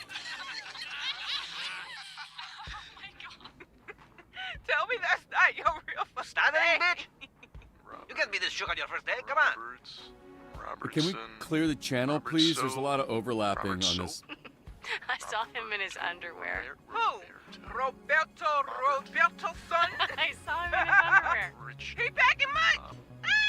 No, but he's got a lot of bruises, which I'm into. Again, please clear the channel. Get it, your email. Shut the fuck up. Let me remind you, these calls are fucking recorded for training fucking purposes. So keep the fucking line clear before we send your stupid fucking asses back to whatever fucking cell we pulled your stupid fucking asses out of. Alright?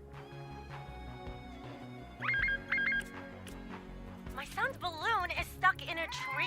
Can you send someone? Climb. Okay.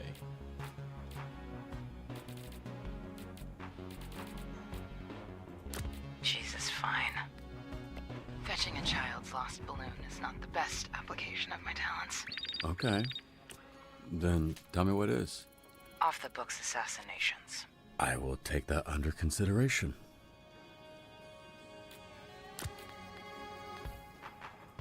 I got a coupon for a free mani at Denise's, but fair warning. Denise is a snitch, so don't tell her nothing. I'll take Wednesday. Tuesday. Dibs on Monday. What are you guys talking about? We're taking bets on when you'll quit. Friday? Today's Friday. I know. Mission accomplished.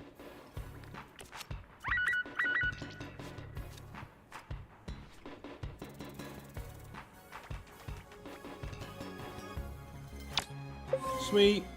What's this guy even famous for? Seemed like a loser to me. Laugh all you want.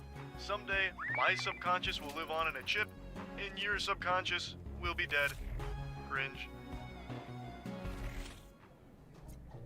Okay, so sometimes your shifts are split up by having to hack into certain things, which is pretty cool. Let's see if I can do this.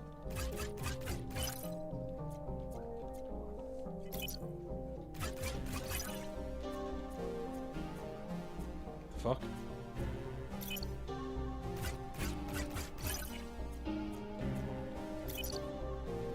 There we go.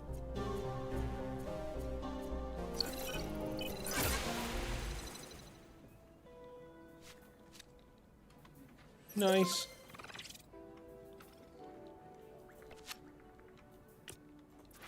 Get these idiots out of my bar before they destroy it. And don't send the flaming asshole. Do you know who we saw in the bar last night? Mecha Man. And he kicked Flambe's ass.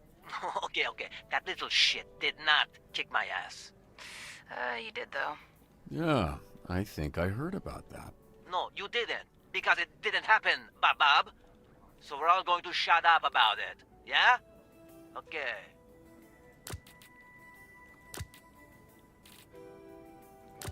Fuck it, we ball. Damn right.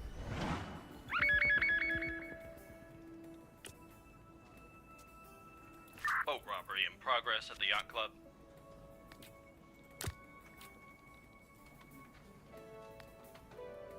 So what was your read on this Mecha Man guy?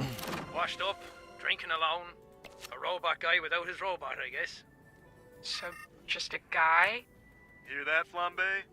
You got your ass kicked by just a guy. All of you. Shut the fuck up. Alright, so this is the genius bit of, in my opinion, of Dispatch. Is one of the main hang-ups that people had with Telltale style games is that between the dialogue choices there isn't much to do, because your quick time event battles and things are just there really to frustrate the player and get you killed. They don't really unlock different options to the story, and if they do, it seems pretty arbitrary, you know.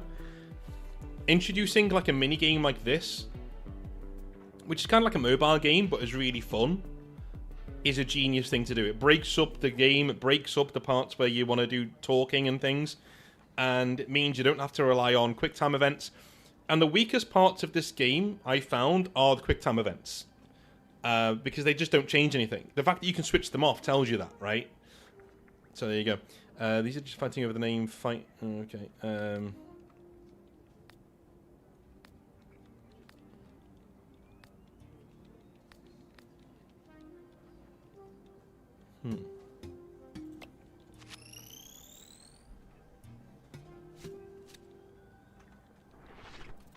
Yeah, there you go. Fighter-Man and Man-Fighter. Can't believe they went for that.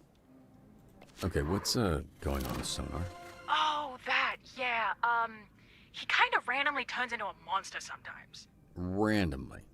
We are working on controlling it. Flambe, you're off route.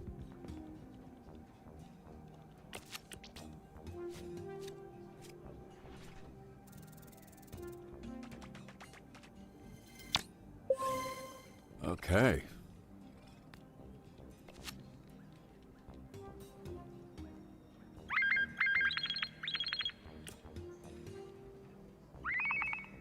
Fire at a local park has gotten out of control. Did you start that fire? No. The fire that's burning 2 blocks from where you're standing. You didn't start that. Yeah, I mean, I don't know what you're talking about. I'm on break, so how could I know? Flambe, stop fucking around. I've got enough problems without you making new ones. Whatever, man. Okay. I'm not a homunculus. Who the fuck said that?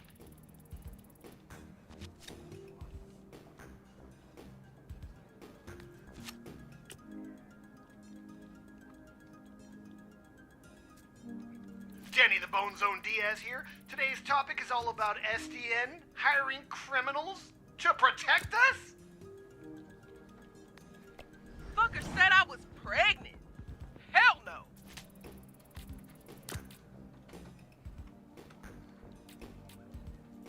Swift as the knife, sharp as my knife. Security here is amateur hour.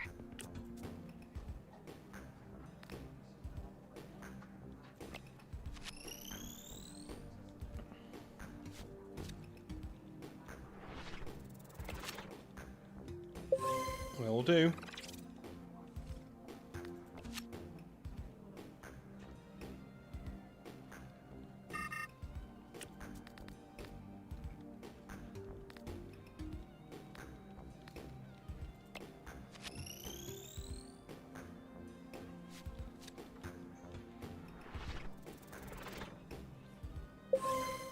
Piece of cake.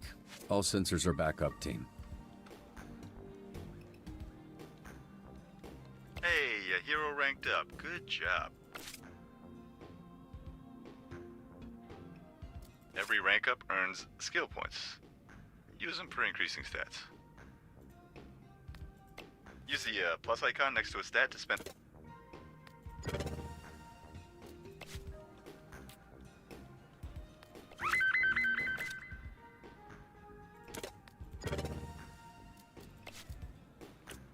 We've encountered these thieves before. Okay, someone smart. I don't think we got anyone smart. Hey, we do. Oh no, Sonar's. Alright, okay. Alright.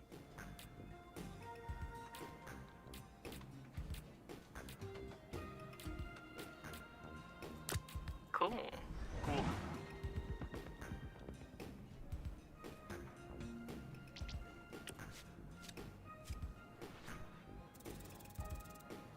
Really? That's so unlucky.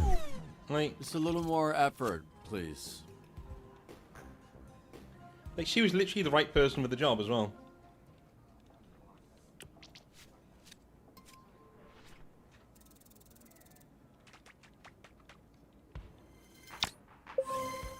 I reckon that's done. Hey, Bobby. Here, William Vandersnake needs a security detail. Is it cool if I go? Been wanting to pitch him some stuff I've been working on. Yeah, pretty sure that's exactly what he's trying to avoid. We're going to need you to protect Mr. Vanderstank from the Vanderstanker fan club. I'm a high-ranking Vanderstanker. It would mean a lot.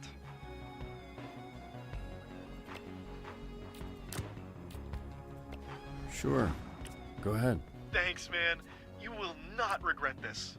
Well, I didn't think I would until you said that. A kid just robbed me. That little shit, I want him behind bars. Yes. This child's work lacks elegance.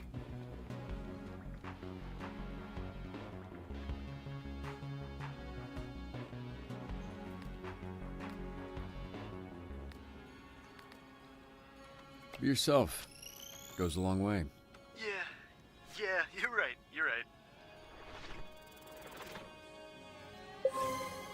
Oh, It yeah. went well. At least I think it did. I might have blacked out after the handshake, which usually means it went well.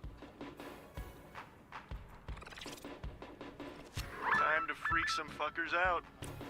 All right, I'll snitch. Just cut me a deal, okay?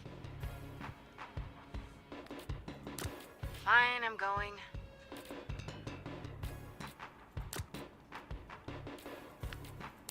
Wait for me, baby.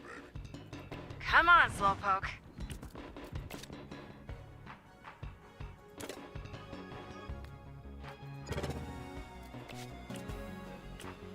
How long was the last dispatcher here? 2 days. New record. How the fuck did that happen? I set this car on fire. Yeah. Very flammable. Kia Soul.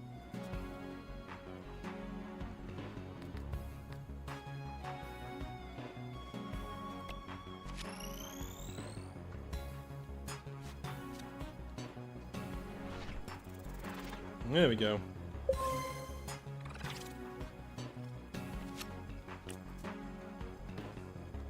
You get the paintings out.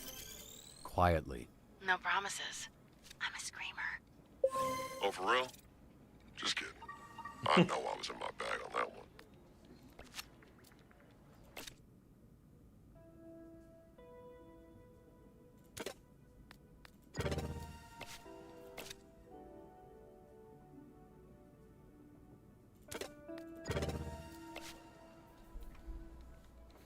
We're doing quite well. We missed one, and that one wasn't really our fault, so... Grannies, I got this. Hold up. Aren't you banned? Yeah, and I gotta get unbanned. Helping people is kinda nice. When you get paid for it. Can I get ice down here, please? What does that mean? She's asking for a tap-in. We got access to security cams of SDN subscribers all over our territory. Wow, really? Is that legal? Don't ask questions. Just always make sure to read the fine print.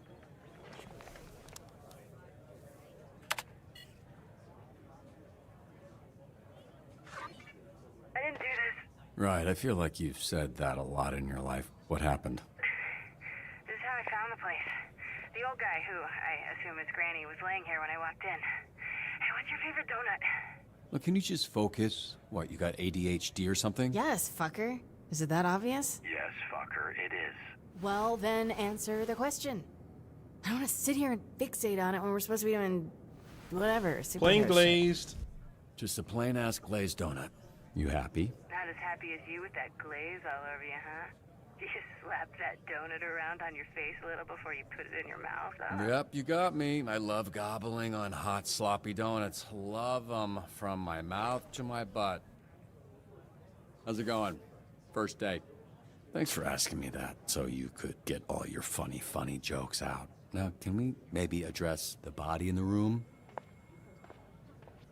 What are you doing? You gonna poke it with a stick? Check his pulse. Granny's alive. Thank Christ. I didn't want to have to lip this guy. So, can I go now? No, this A wellness check. It's a B&E. Let's figure out the purpose still there. Perp, B&E. Okay, Lieutenant. Fuck, I can't think of a character from a cop show. Cool. Well, why don't you stay put and work on that while I get another camera up online? She's my least favorite. The worst of the lot. That surprises me. You guys got similar energy. How do I switch cameras? Just click the side here and you can cycle all the cameras in the building. It's weird getting tech advice from an old person. Bro, I'm not even 40 yet. Weird hearing bro from an old person. Dan. Lieutenant Dan? Is that a thing? Yes, I am the legless Vietnam vet from Forrest Gump. Sick burn. Am I doing something wrong? Pushing that button just says access denied. Ah, damn it. Sometimes people add extra security. They don't understand it just makes it harder for us to do our job. Hey, what's taking so long? Are you sleeping or something, or are you just bad at your job?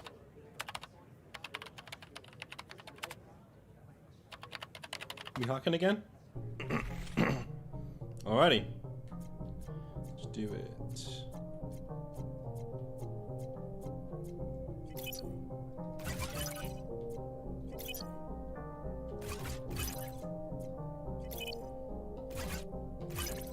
Why does a donut shop even need extra security?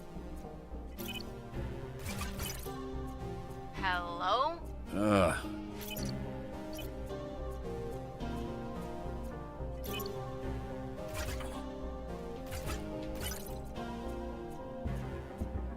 This node represents a code to use later. Up, Remember down, it. left, left.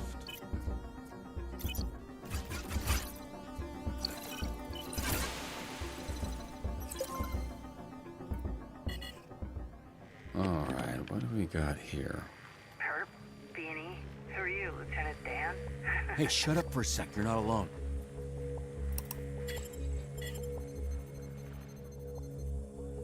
Didn't she just say that? Didn't she just say that before? Nero Mackay says, I couldn't never imagine being a police dispatcher. The stress, I can't imagine. Yeah, dude. Yeah, I can imagine. Yeah. Yeah. I've seen people like on like 999 calls for emergencies, medical emergencies, dude. Some of the shit those people have to listen to. He's coming your way, armed. You need to disappear. Why are you whispering, you idiot? You're in my ear. No! God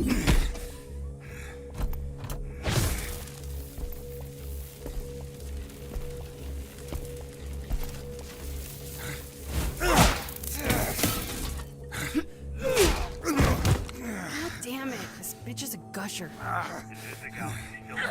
Be careful. I got this, Lieutenant Dan. Never mind.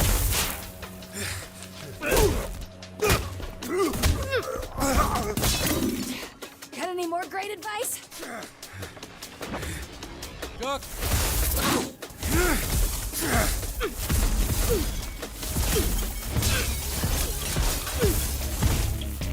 Shit.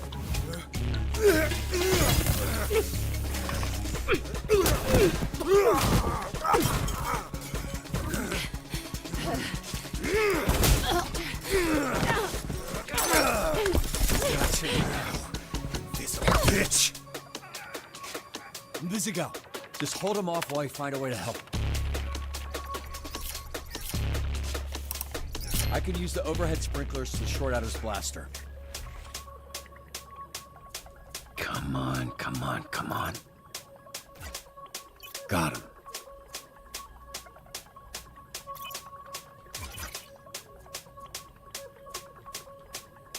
Your first part of the code is up and down.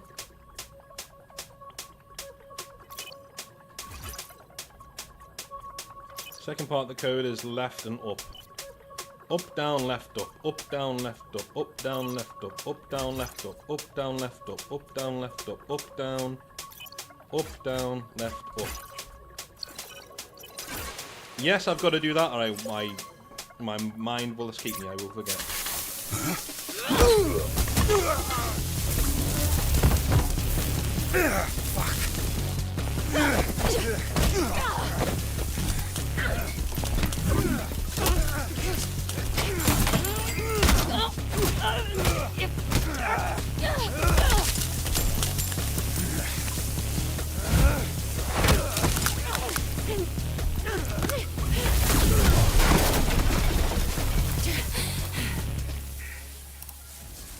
All good, senpai. All good, man. Really enjoying it so far. I don't think you know how to use that thing, so why don't you— Shut the fuck up! Oh, I'm one of the good guys. You? Yeah, right. Don't fuck with me, okay? Nobody fucks Granny! Nobody fucks with Granny! Invisigal, stay calm. Great fucking advice, Lieutenant Dan. Stop calling me Lieutenant Dan, because the joke doesn't work and you sound dumb. Granny doesn't even know how to shoot that thing. Take out the thief first. He's the only one with his finger on the trigger. You know what? It's my life on the line. I'm done listening to you. That thing's gonna blow that man's Arm off and there's a whole building with me in it. Fuck off. I'm disarming the device. No, Invisigal, that's a direct order. Who the fuck?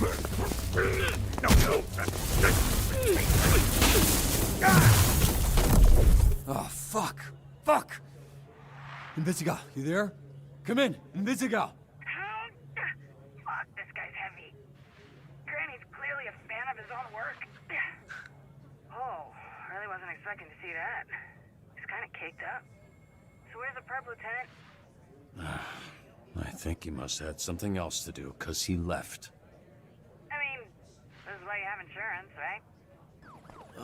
Jesus Christ, you gotta be fucking kidding me. This feels like a win to me. That was pretty good for first day. Sometimes people, you know, get electrical burns. She disobeyed a direct order. Well, that's the problem. This isn't the army, and these ain't soldiers. They're fucking supervillains. Look, why don't you take a breather? We can debrief with Blazer in a bit. Here, there's vending machines in the break room. You look like you could use a snack. Are you sure you're not actually 80 years old?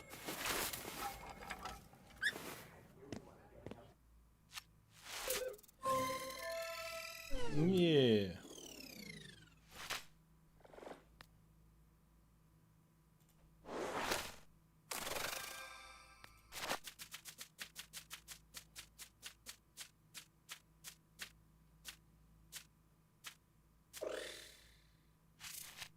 Combat skill grade, okay. Let's go with... Why not?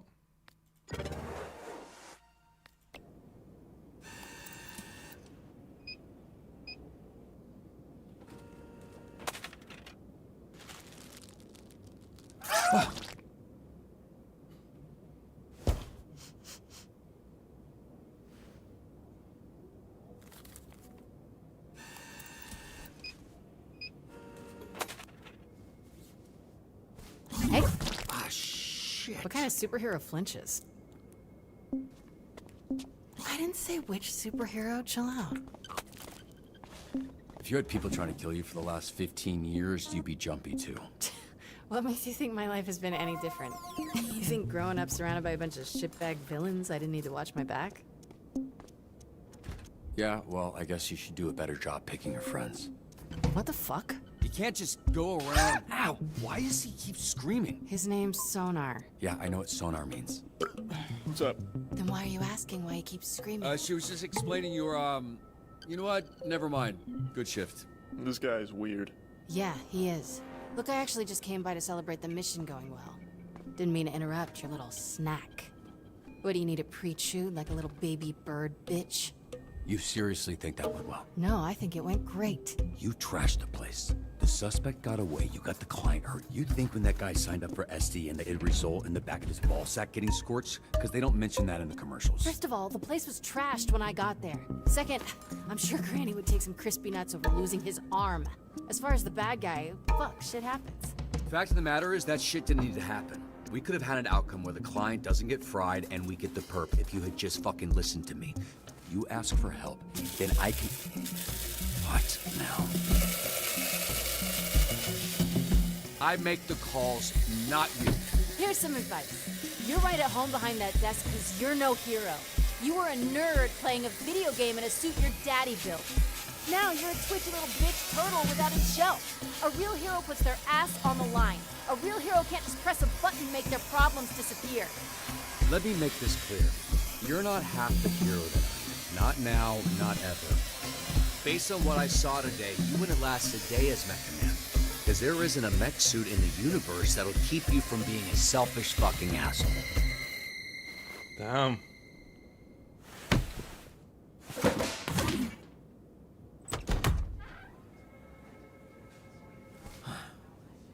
Ah! Feel bad. Good. Fuck you.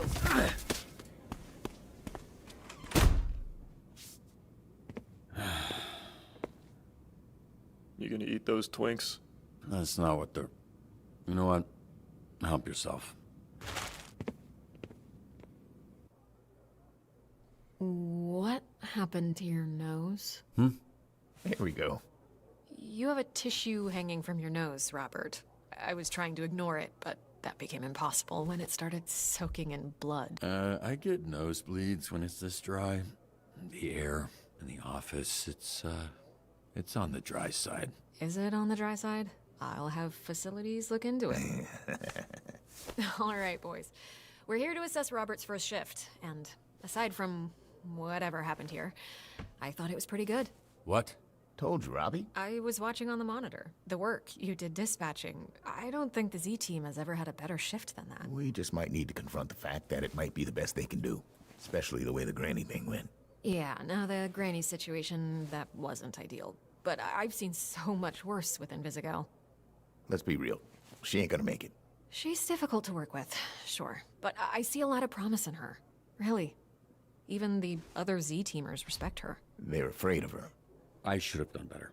Maybe a couple wires. So the reason why I picked that response is because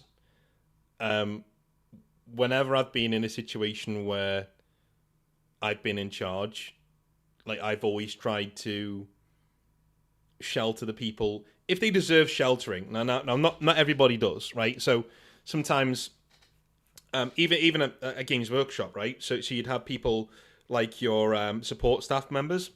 So they would come in and they would basically work the days you couldn't work in the store, if you were in a one-man store. And there are a few relief staff members who head office didn't like, basically. They weren't big fans of them. And you'd have to go to bat for them because you knew they were good. You knew the customers liked them. You knew that they were trustworthy. Weirdly, the one relief staff member that head office liked turned out to be a bit of a snake who, like, wasn't deserving of the trust I put in him. So the reason why I picked that response is because as a leader, if you think you could have done better, you need to like come out and say it. You don't throw your team under the bus. It's one of the lowest things you can do. We've all had bosses who, you know, don't take their share of the blame. They look at having underlings as like an excuse to say it's their fault. You know, there's that really famous diagram of a leader and a boss. Like, you know, a boss is sitting on top of we've all got to shift this big pile of stuff with a chain, right? So everyone's dragging the chain. Well, a boss sits on top of the package and points that way, goes, go, you know, pull the stuff. And he's just adding to the weight. And when the boss above him is saying, what's taking so long? He says, they're not pulling hard enough, right? A leader is literally, he's at the front of the chain pulling along with them and it's going uphill slowly, but it's getting there, right? And then when the guy upstairs says, hey, what's taking you so long? He says, hey, me and my team are working as fast as we can. This is capacity. You want more result to get us more people, but we're doing our best. That's a leader, right? That's what I want my Robert to be in this as well. Did you think Robert needed to call Invisigal out like that? I mean, nothing goes perfect. The civilian's fault for getting in between the fight there. It is Senpai. Yeah, it is technically the fault of the civvy for getting involved, but also it is shop, and he's got no idea what's going on. He's not the professional in that situation, and so I do think Robert was. I would have liked to have been able to say something else, but the game doesn't really let you. But I do think Robert was right to chew her out, yeah, because we're the responsible ones. We're the ones who are there to deal with this. If that was a police officer in plain clothes, you know, and a perp's there in plain clothes, and the shop owner standing there with a shotgun, not sure who to shoot, it's the police officer's responsibility to take out the perp, to protect the person, the actual member of the public, right? That's their job. And your dispatcher, whoever's in your ear, will be telling you, take out the perp, do what you're supposed to do, what you're trained to do, do what you're supposed to do.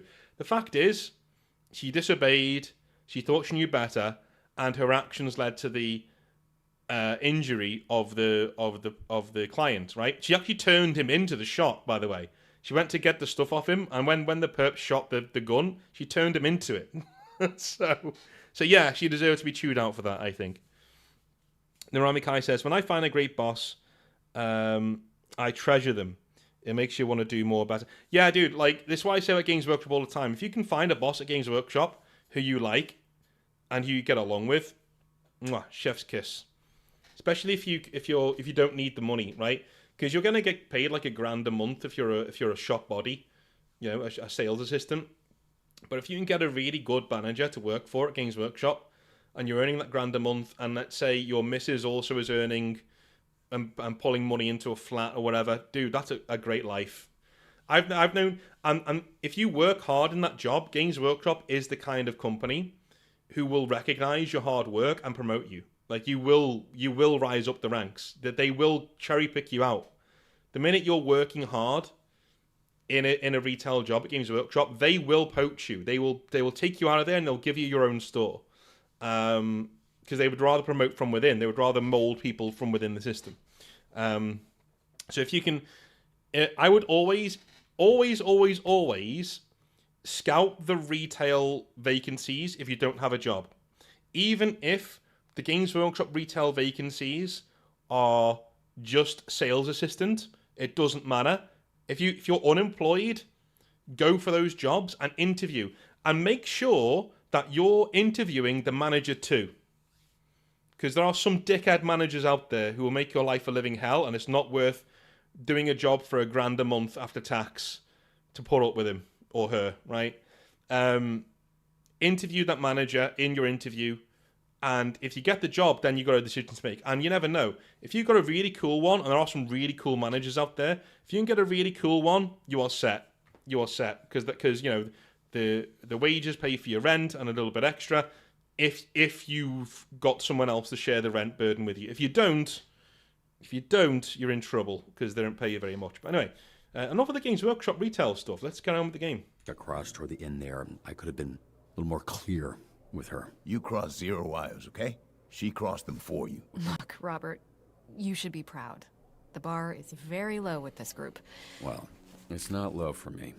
Look, I like to make a joke and keep things light as much as the next person. But when it comes to work, I'm not fucking around here. If you want the Phoenix program to survive, the bar needs to go up. And how would we do that? By treating the Z team like what they are, a bunch of villains. And leading a supervillain team takes a different approach than a superhero team. I need to be around them. I need them to see I'm all in, and they need to match that energy. Some tough love. The only kind I know. And based on what I've seen, the only version they'll respond to. I'm not saying everyone will make it.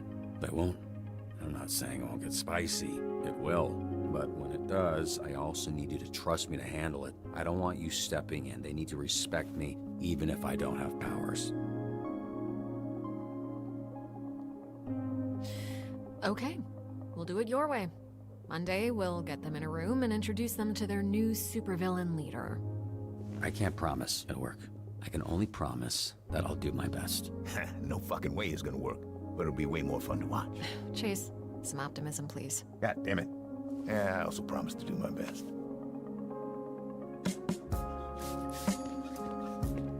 Hey, kid. What? What are you doing?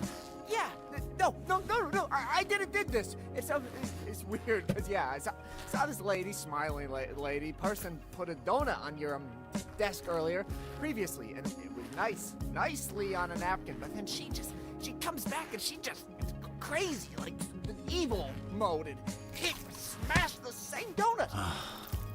So basically, Invisigal gave us a donut and put it on our desk. So she obviously likes him, right? She obviously likes Robert. I don't think our Robert is going to romance Invisigal, simply because I think she needs a mentor rather than a shag, if you know what I'm saying. You don't need to romance somebody to be a positive influence in their life if they're of the opposite sex, in my opinion. I do think men and women being friends, if they're both single, is incredibly difficult. It's not impossible, but it is difficult. But I think in this situation, she needs like a mentor rather than some dick. You know what I mean? She clearly wants it. Don't get me wrong, but like, you know, it's one of these. I went to university when I was 24, so there were more than one time where you'd have an 18-year-old, 19-year-old become infatuated. Not because, I was never the best looking guy there, but I'd worked in bars, I'd worked in restaurants, I had the gift of the gab, I could talk, and a lot of the girls at university hadn't had that before because they come straight from sixth form, or straight out of high school, basically straight out of sixth form. So they go to university and they didn't really know how to handle that. It became apparent to me very quickly that you needed to treat me and a few of the other lads who were my friends who were postdocs. We all have to be very responsible about what you did because, again, you're not operating on the same level, right? You're more of a mentor than anything else. And on my floor, where I was like one of the only guys on my floor in the halls of residence that we were living in, which were very nice. They're very nice. We all had an ensuite room. It was really nice. I went from being like, I'd go on a date with one or two of them and then back away because you realize how young they are. And then I became like the agony aunt. I became like the uncle, basically. So like they'd come to me like, oh, my boyfriend's doing this. What do I do? That kind of stuff. And I became that guy, right? And I would have felt really icky. And Invisigal gives me that same energy. They would do things like Invisigal does. Like they would pick up on things you've said in conversation and just do like really kiddie things, like leave you things, or have really awkward flirtatious comments, or be really like brash and like touchy-feely with you for no reason, and things that an older woman wouldn't do, right? An old woman would like just say, hey, do you want to go for a coffee, right? Because she's got the confidence to do that. Whereas a lot of the girls who were in university, especially first and second years, are 18, 19 years old. They don't know how to do that. So they're doing really awkward shit. And at the age of 24, 25, it really did teach me a lot about responsibility and about not being a piece of shit. The first girl I dated at university was actually a lecturer. I didn't know at the time. She didn't know I was a student either. But she was a lecturer in my department, right? That I was learning in, and we found out in lecture that she was a lecturer because she walked in. She wasn't giving that lecture, but she walked in to do something else, and we just our eyes kind of met, and we were like, oh, okay, because we literally just met like a few nights before on a night out. That was it. Hadn't really. She goes, oh, I work at the university, blah, blah, blah. Hadn't told me what she did. Just, I work at the university. Anyway. So that's why I'm not going to have Robert romance Invisigal. It feels like that kind of a relationship to me. It feels like it's more she's infatuated with him because he brings stability to her world. Well, you can bring stability to somebody's world without giving him dick as well. Do you know what I mean? Like, it doesn't have to work that way. Anyway. A mess. We'll clean it. What? No. No, yes. See, I'm SDN's newest. Hero? Helpful janitor. Okay. Cool. So, it's my pleases pleasure, and it's my job, which you helped me get. So, thank you. Thank you so much. Happy to help. It's Friday. I'm not gonna ask. You headed out? Oh, yeah. Great. Thanks, kid. Welcome to the team, Waterboy. Yeah, welcome to you. You too.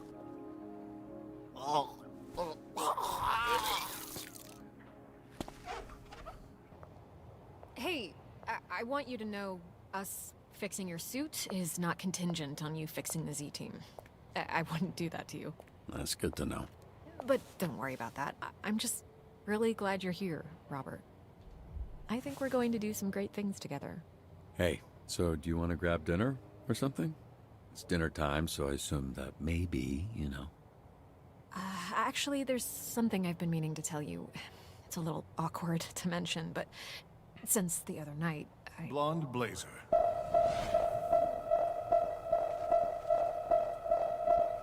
Are you ready to go? Who is this? I thought I'd cataloged all of your work companions. Robert, this is my boyfriend, Phenomaman. This is our new dispatcher I was telling you about. Robert? The third Robert Robertson, leader of the Phoenixes. Blonde Blazer told me about you. Really? Did she, say, I don't know, what came up in that talk? She said you're a capable, honorable man that truly cares for others. Why are you so small? Hey, come on. You gotta stop asking people that. The way you spoke of him made him sound impressive. I only seek to understand. I apologize. How was his first day? Was his lack of size and strength an issue? No, he was great. It was great. It was a great first day. That is phenomenal. We should celebrate. Blonde Blazer and I have reservations in Tokyo at a restaurant where the owner dreams of sushi. You should join us. I'm sure they could accommodate one more. Actually, I gotta get home to my dog. He's very needy. Oh, of course. And to be responsible for another life is a beautiful thing. Even if that life is a dog life. Yeah, right.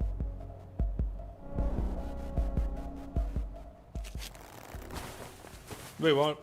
She flies. He flies a little faster. It was very nice to meet you, third Robert Robertson. A pleasure was... Now, could you step back? The power of my launch has been known to stun small beings. Phenomenal.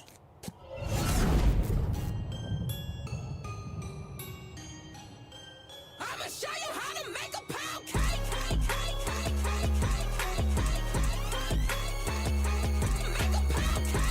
Well.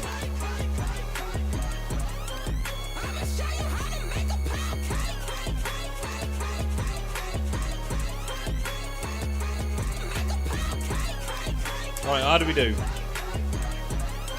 Yeah, everybody Brofist Royd. Come on.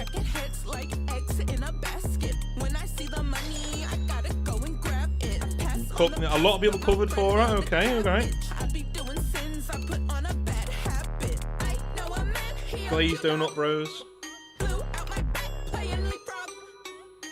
Only 27% of players ask Blonde Blazer out.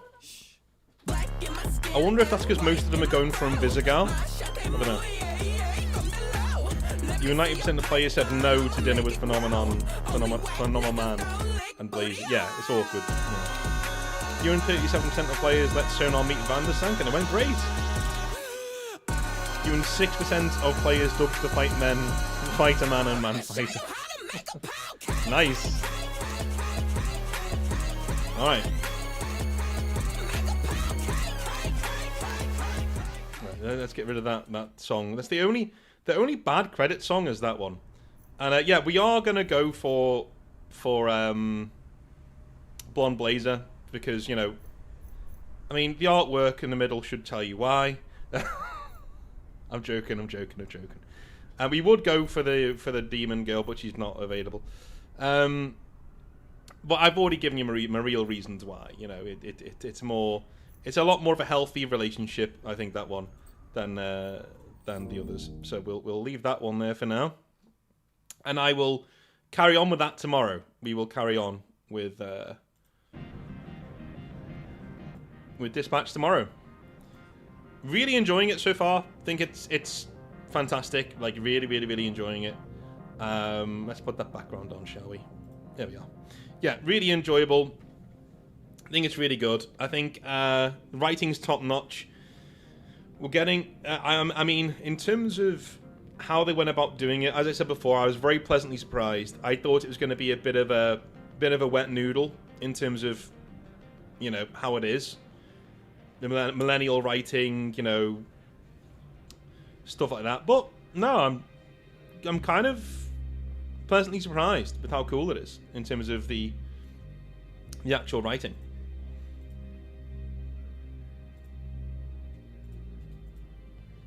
Wonderful stuff.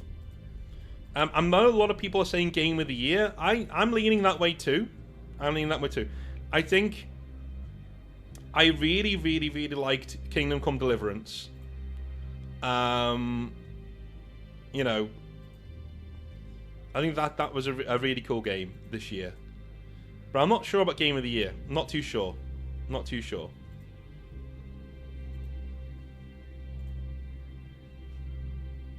Eric says, I don't care if she does like me. I wouldn't go for her if she's got a boyfriend. Yeah, I get that. I get that. I think I'm doing this. You have to remember, Eric, I'm doing this with like Gestalt knowledge. I know she becomes a romance option through spoilers that I've seen, right? Reviews that I've seen. You know, it's all about, you know, did you go with Invisigal or did you go with Blonde Blazer, right? That kind of a thing. So I know, like, she breaks up with him and she becomes available. So I'm going with that knowledge in my mind. In real life, obviously, I'd be like, okay, yeah, she's not available, and I just carry on with my life, you know. Senpai says, Telltale's came a long way since Walking Dead took off their big success.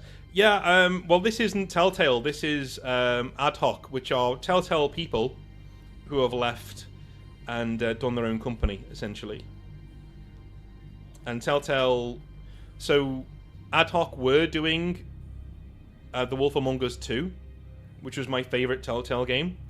And Telltale were basically interfering a lot in the process of writing it, so Ad Hoc walked away and did Dispatch instead.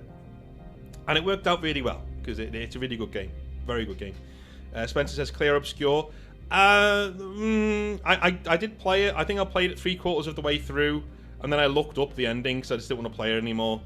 I thought it was alright. It wasn't really my thing. But this is a taste thing. In terms of Game of the Year, I think Clear Obscure will probably win Game of the Year. It will sweep all of the awards. But it wasn't really for me. Wasn't really for me. What games have come out this year? Let me have a little look.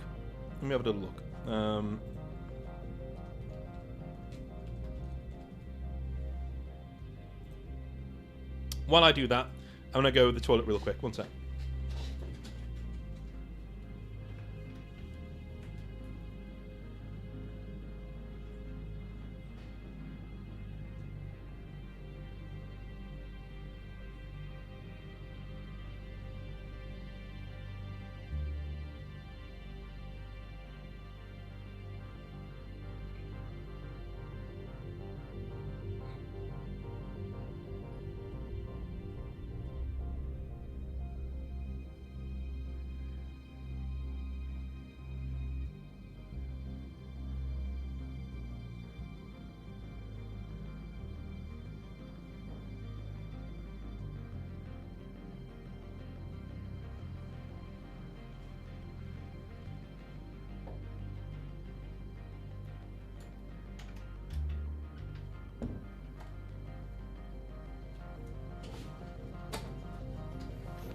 Alrighty. So what games came out this year? Let's see. So you've had Borderlands 4, no. Assassin's Creed Shadows, no. Metal Gear Solid Snake Eater was really good. Really enjoyed that, Snake Eater. I thought it was good. The remake. I'm going to disqualify it from being Game of the Year, though, because it's a remake, right? Monster Hunter Wilds was alright. I didn't really get into it that much. Doom the Dark Ages was very good. Dune Awakening was good too. I enjoyed Dune Awakening. Yeah. Atomfall was okay. Avowed, no. No, wasn't really my thing at all. Avowed didn't really do anything. That's the issue with Avowed, right?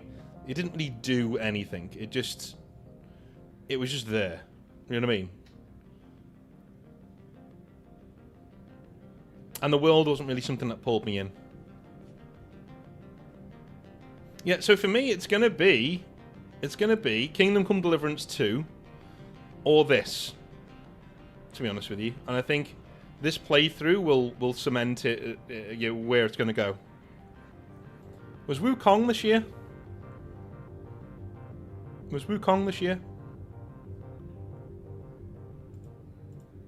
I don't know.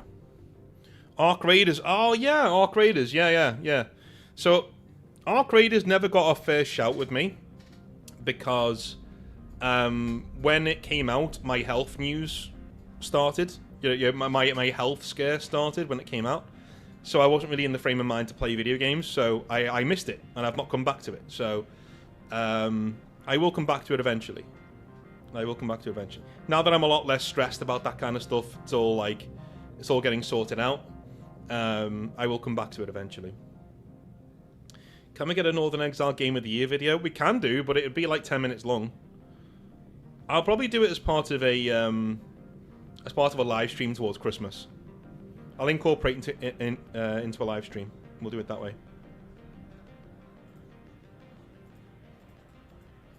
Rather than doing anything else. I would say my film of the year, my movie of the year is Predator: The Badlands. Like, I really enjoyed that. Me and the missus really enjoyed that. Senpai says, the meeting seems Rob has it planned out. Interesting, he understands the mental process, but he kind of gives me a vibe he's used to working solo with Mecha Man, but has leadership experience and wisdom. Yeah, he does. Yeah, he's a pretty cool character. Liam says, would you like to take a look at Ark? Everyone says it's great. People who I speak to. Yeah, I will. I definitely will go back to Ark Raiders.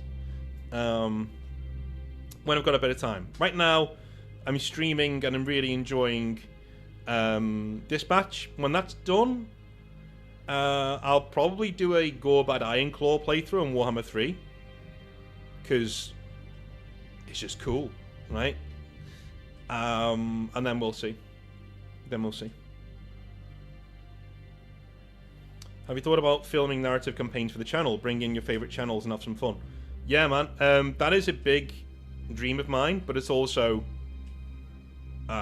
very, very, very time consuming to do wargaming narrative campaigns. It's filming that shit, you know. I was supposed to be doing it's a curse of the channel, I swear, right? Because we're supposed to be doing a battle between me and Morty and Glory. Every single time me and Mordian organise a battle, something happens, right? My sister had a baby, right? So literally, the week we were supposed to be doing it, when my sister had a baby, she dropped a sprog, so I had to go adjudicate that. The last time I got really ill, you know, or I think the last time I got really ill, and then the time before that he got really ill, right? And the time before that, I think we had a miscommunication where we kind of, like, a month or two before, we were like, maybe we'll go on this date, and we never really confirmed it. And then on the day we were like, oh, we doing this? And then I was like, no, I'm literally elsewhere. We hadn't spoken in 2 months. You know what I mean? I was like, no, I'm elsewhere, man. We hadn't, you know, planned for anything. And then the final time was just last time when my health stuff kicked off. So I was like, I'm not in the mood to do wargaming, man, especially not recorded. But one day we will get that game in one day, and it will be epic. It will be a legendary battle between me and Mordian. Spencer says, make it part of the Exileverse to build the lore. Yeah, why not, man? Why not? Why not? So I will be back tomorrow, around the same time. So around 6 PM, I will be back. I'm doing stuff with the missus in the day. We're going to a lovely farmer's market tomorrow, and then we're going to play some board games. And then I'll be back in the evening, so I will be doing some more streaming of Dispatch tomorrow. I will be doing a little, so I'll come on at around 6. I'll be doing a little conflab with you all, talk to you all, see how you're doing this weekend, then we'll do some Dispatch, then we'll do another little talk like we have tonight. Alright, so that is me for this evening. I love you a long time. I will speak to you very, very, very soon, as in tomorrow, and have a good one. Alright, so bye now.